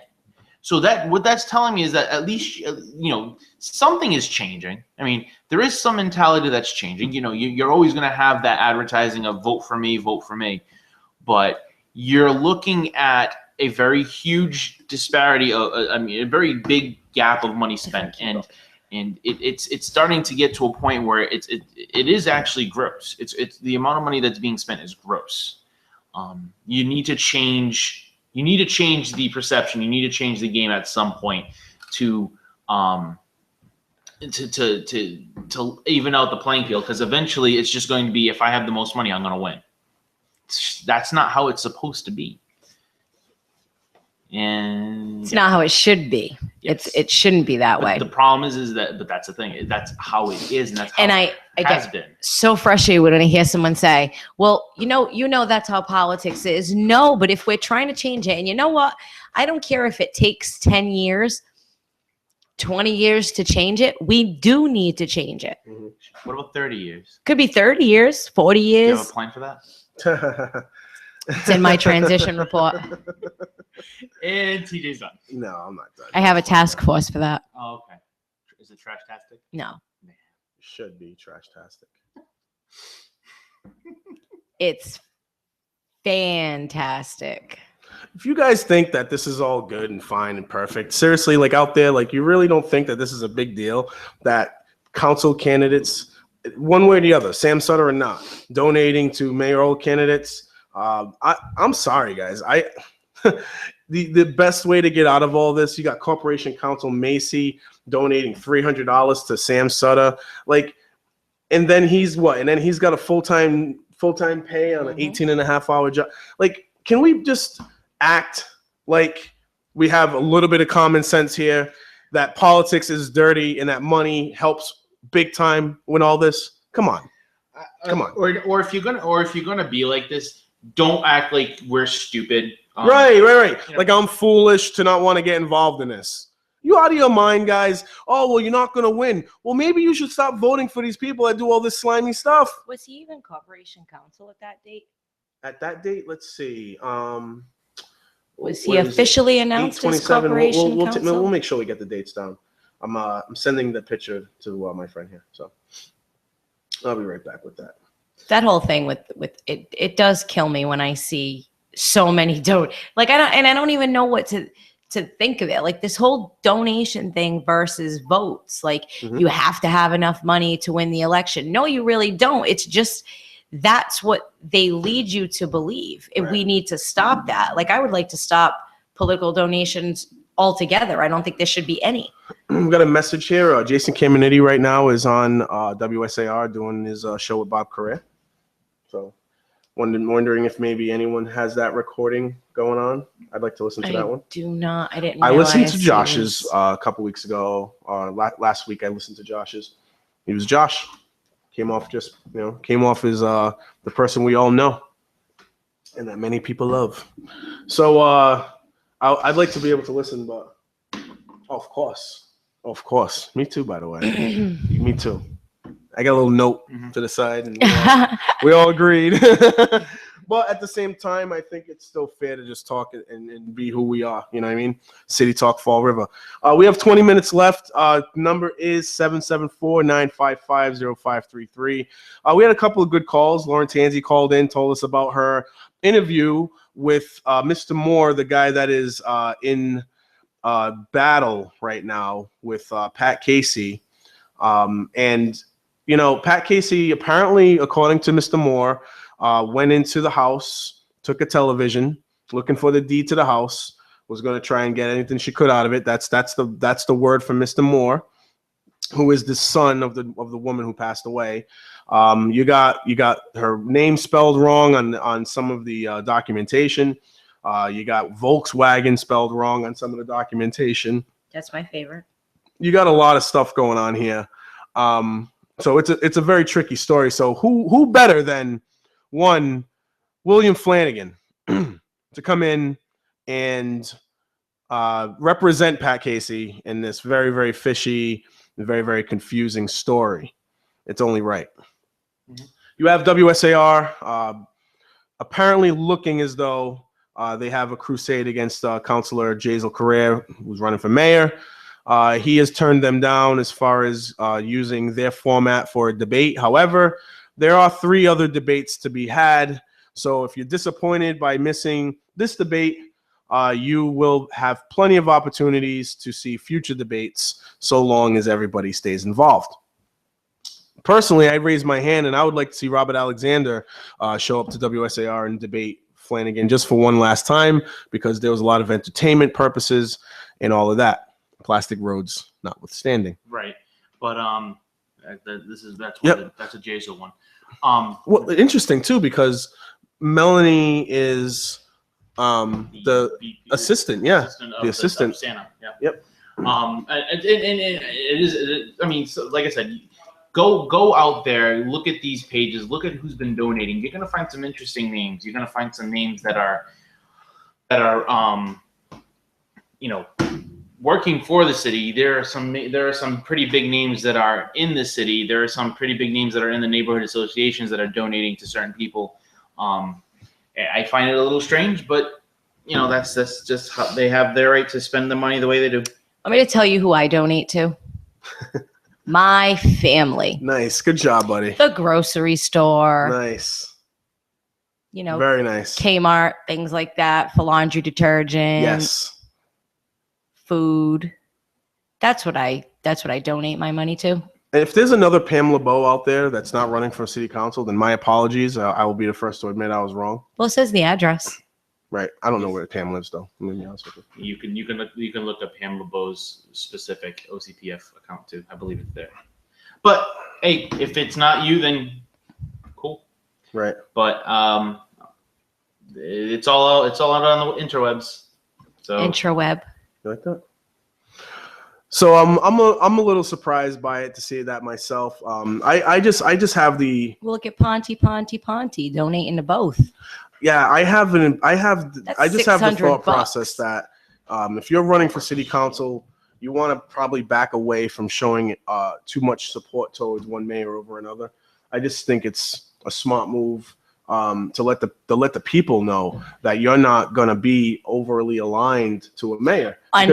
Unless that's how they really feel, though. Right. So if that's how she really feels, now I will say, just from seeing her name listed there, it did surprise me personally. Right. It surprised me because I actually thought she was down the middle. No, I actually thought she was a Correa supporter. I've seen her at just for my events, though. Those are the events that I attend. So maybe that's just my own thing. So I will say that I am surprised. I don't think there's anything wrong with it if she backs him up. If she did that, I assume she would have to back him up publicly. Not have to, but I assume that she would. I would never donate to anybody if I didn't believe they could be in that position. True. I mean, I wouldn't donate to anybody anyway, but if I had, it would be I would only back those I believe in, whether it's financially, just in my words, or what have you. Yep. I would have to believe in them. We have a message to you, Nikki. Oh, to me? Nikki, Yes. It should be legal to shoot the buses with BBs. Every single one. No, I think it should be legal to draw mustaches. Oh, I would love to give a mustache. Have you ever watched A Million Ways to Die in the West? nope. That movie, I swear to you, is hilarious. That was created by the guy that did The Family Guy. yes, Okay. and Seth MacFarlane, and he's in it. Great movie, hilarious movie. You will laugh, but I would You will love to cry. draw a mustache. I believe he's also a RISD graduate. Local boy. Really?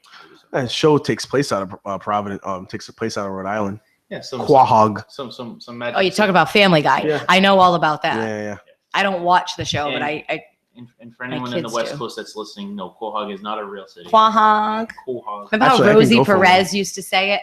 Yeah. Quahog. I actually could go for a Quahog, to be honest with you. You guys are funny, man. So I appreciate having this opportunity here to do this show, you guys, every single week. But who's missing Mike De Oliveira? Me. Dude. Hello. My daughter is having necessary media All right. anxiety. I'm gonna try and see if we can get Mike De Oliveira to come in here to It's necessary, man. my lovely home. Now, Mike De Oliveira, he probably needs his own he probably need his own couch or something. Yeah, 'cause he's a tall dude, man. He's a big guy. So this is a form. I don't know if he's listening right now, but if he's out there, I'm gonna actually have to message him. But Mike De Oliveira has an open invitation to come out here and hang out with us anytime he wants. He could become a impromptu fourth host for a little while until he gets his own things together. But I would like to have Mike De Oliveira on here at least once out of the 2 shows that we do on Thursdays and Fridays. So it's an open invitation. Also, Jordan, Lauren Tanzi, even though he's smashing me on what's his name? What is it? Periscope. I think Jeff Leary's been talking bad about me on Periscope. I don't even know what that's about. But any of these guys that want to come on every once in a while or call into the show, bring it on, bring it back on, bring the whole family back together, the BCC radio crew, Edward Costa, all of them. This is an open door for anybody to come in and sit down and sit with us or call into the show or anything like that at all. It'd be great to have people on. So Have you heard this alleged smack talking yourself? I don't have my new handy dandy phone. I could probably get Periscope on it, but I got messages from multiple sources that I was being talked about. I don't think you're In a talked negative about. manner. And from what I've listened to, Yeah. it's like you're not, I don't want to say you're a joke, but he goofs on you. Mhm. I think some people are just overly sensitive, Oh, okay. whereas I have like a sarcastic humor. I love sarcastic humor. Mhm. So I think that maybe people fine. take it wrong. What- Unless I'm missing something and I haven't heard it myself. Mm. One 'Cause way or I'd the be other. like, yo, Leary, what are you doing? One way or the other, I don't, doesn't make a big difference to me. But I know that the guys that got involved in this radio stuff, like they were having a great time doing it. Mhm. And I feel as though we're having a great time doing it. Mhm. And so I want to make sure that they have an open invitation. It's not just us. Since this computer can pretty much handle anything that anybody wants to do, we can pretty much. I don't know about that. but that's okay. Yeah, you'd be surprised. It's actually really Whoa, good. Whoa. What? What would we be surprised at? Rewind. Pretend we just never had that part of the conversation. No, I just said you'll be surprised at what this computer can handle. I'm not getting inappropriate. I'm just saying. I was the one trying to get inappropriate. I'm goofing around. Look. This is the show right now. My head is right in front of that area too. By the way. Yeah, I know. Hey, Come on in. Come on in. No, I Yeah, will come on not in. come in. Not today. Because what's your name? Daniel Roy's probably watching the show right now. So there you go. Come on in. Come on in. Can we get You guys would. I'm not today. I'm when you were not singing camera Michael- ready when today. you I'm were all singing- set. No, keep it up. You got 10 minutes. When you were singing Michael Oh, Jackson, right? You guys were all in the camera. Yes, because we were camera ready. I'm not Oh, camera she's ready not today. Camera ready today. No. I'm not really. Not camera ready today. either, to be honest with you. But there you go, Danielle. I got At least the, you got a little- the Keep that Portuguese thing up, dude. frizz ball. I'm not sure why. All right, so Daniel says, yes, it's humor, nothing personal. She would rip him up if he was saying insults. And Let me just say, Nikki needs a coffee refill. Whoa. What? Can be fighting words. What do I need a coffee refill That's for? hilarious. Fighting words. I haven't even had a coffee. Hey, I'm very happy, guys. I Maybe actually that's just why. purchased my last book for my. I read your class. status. That's fantastic. Yeah, my last class is actually, it ends in December, but I bought the final book for my class, so it was like a really, really, really nice feeling.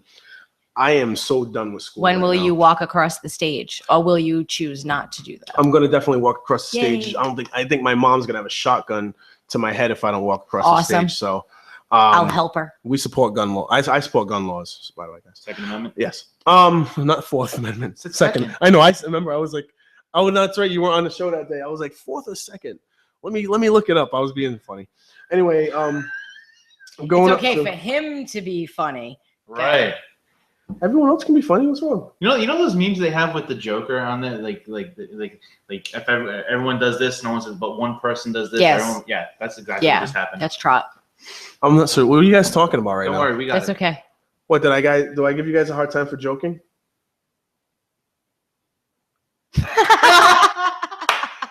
We couldn't have done that any better. It was That's just like great. you and I just had this like we just looked at each other like, yep, Mhm. okay, stop. So I give you guys a hard time joking. We're goofing on you No, big alright, time cool. right at the moment. All right. So And you're getting so serious. I love it. so May 16th. I'm sorry, May 2016 Yay. is the day I have to walk across the aisle.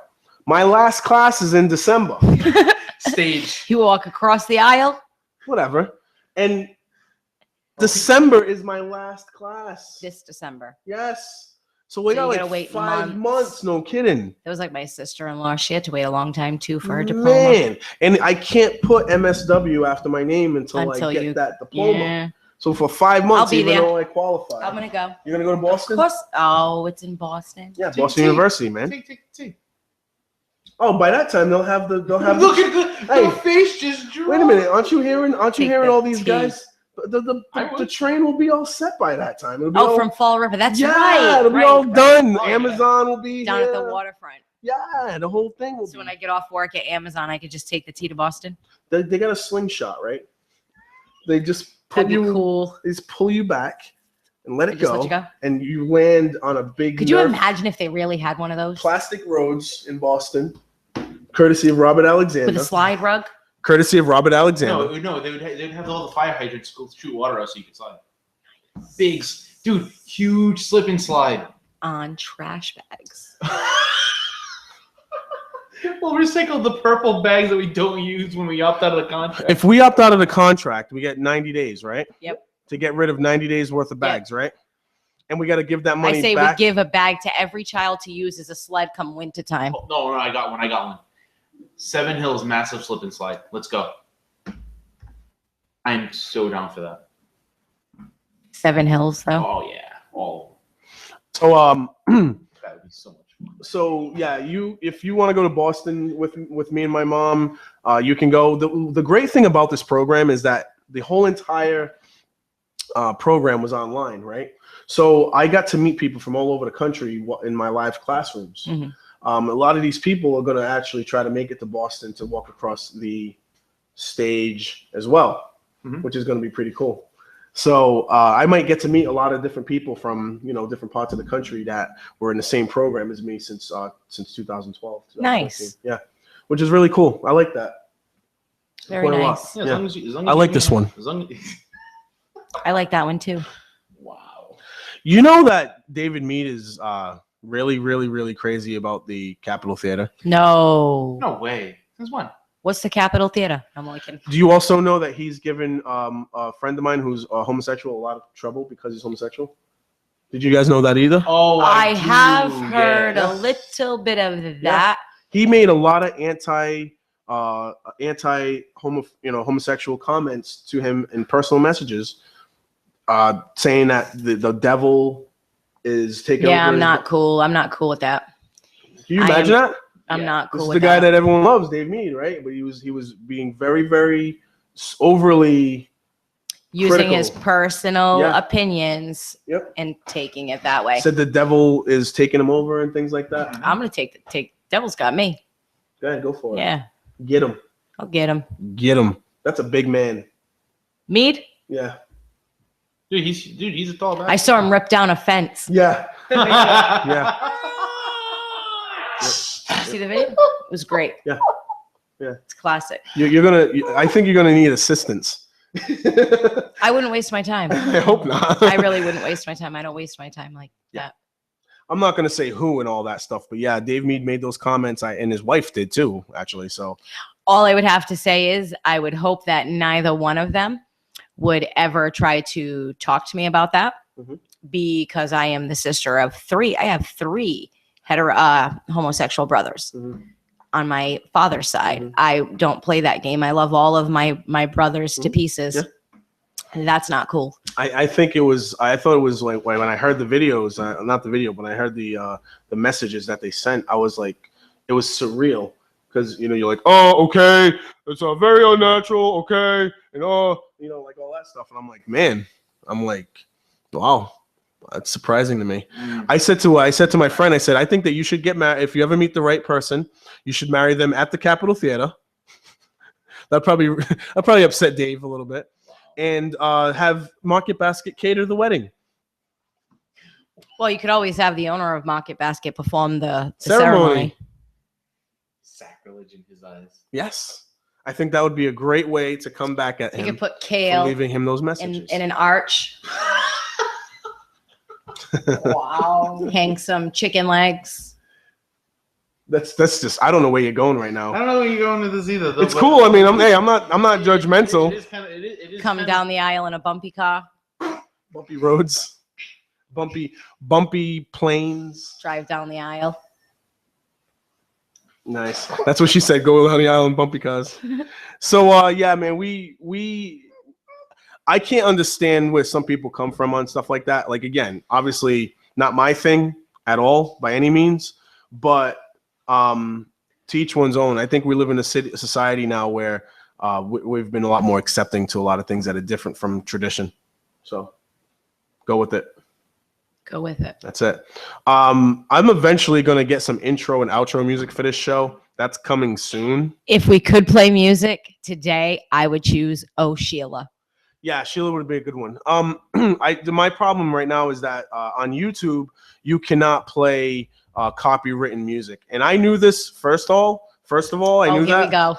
But my 2 friends on the side of me insisted that they wanted to hear Michael Jackson. Are you trying to say I'm- that I'm- even though you were here's the fully bus. aware of the law, Here's the you bus broke driving. it anyway due to peer pressure? Here's the bus driving. Does it have a picture of Cliff Ponte on it? It probably does.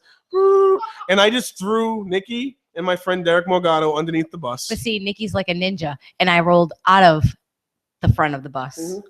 It wasn't. And I'm just fat, so I can get out of the way. I was willing to go down with my team. You just threw us out there. Are you fooling? And now, since Derek went and did the investigation, Derek was like, no, don't play any music.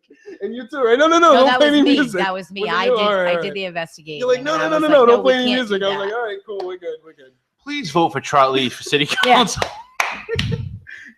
Oh man, that's awesome. Paid for by the committee of nobody. Exactly. Not paid for by anybody. I approve this message. All right, guys, we're out of here. So hold on. We got Oh, can I got say 2 more that? I minutes? want to All say right, hi. I'm Trot Lee, and I approve this message. Go for it. Can we just all say it? Hi, I'm Trot Lee. And I approve this. message. So what do you guys want to say? So anyway, I last couple minutes, as you know, I am a pretty big sports fan, and this is for you, Barry. Tangent. This is for you, Barry. Bruins hockey starts tonight. We are at home. Go Bruins. Yeah, I like that. Go Bruins.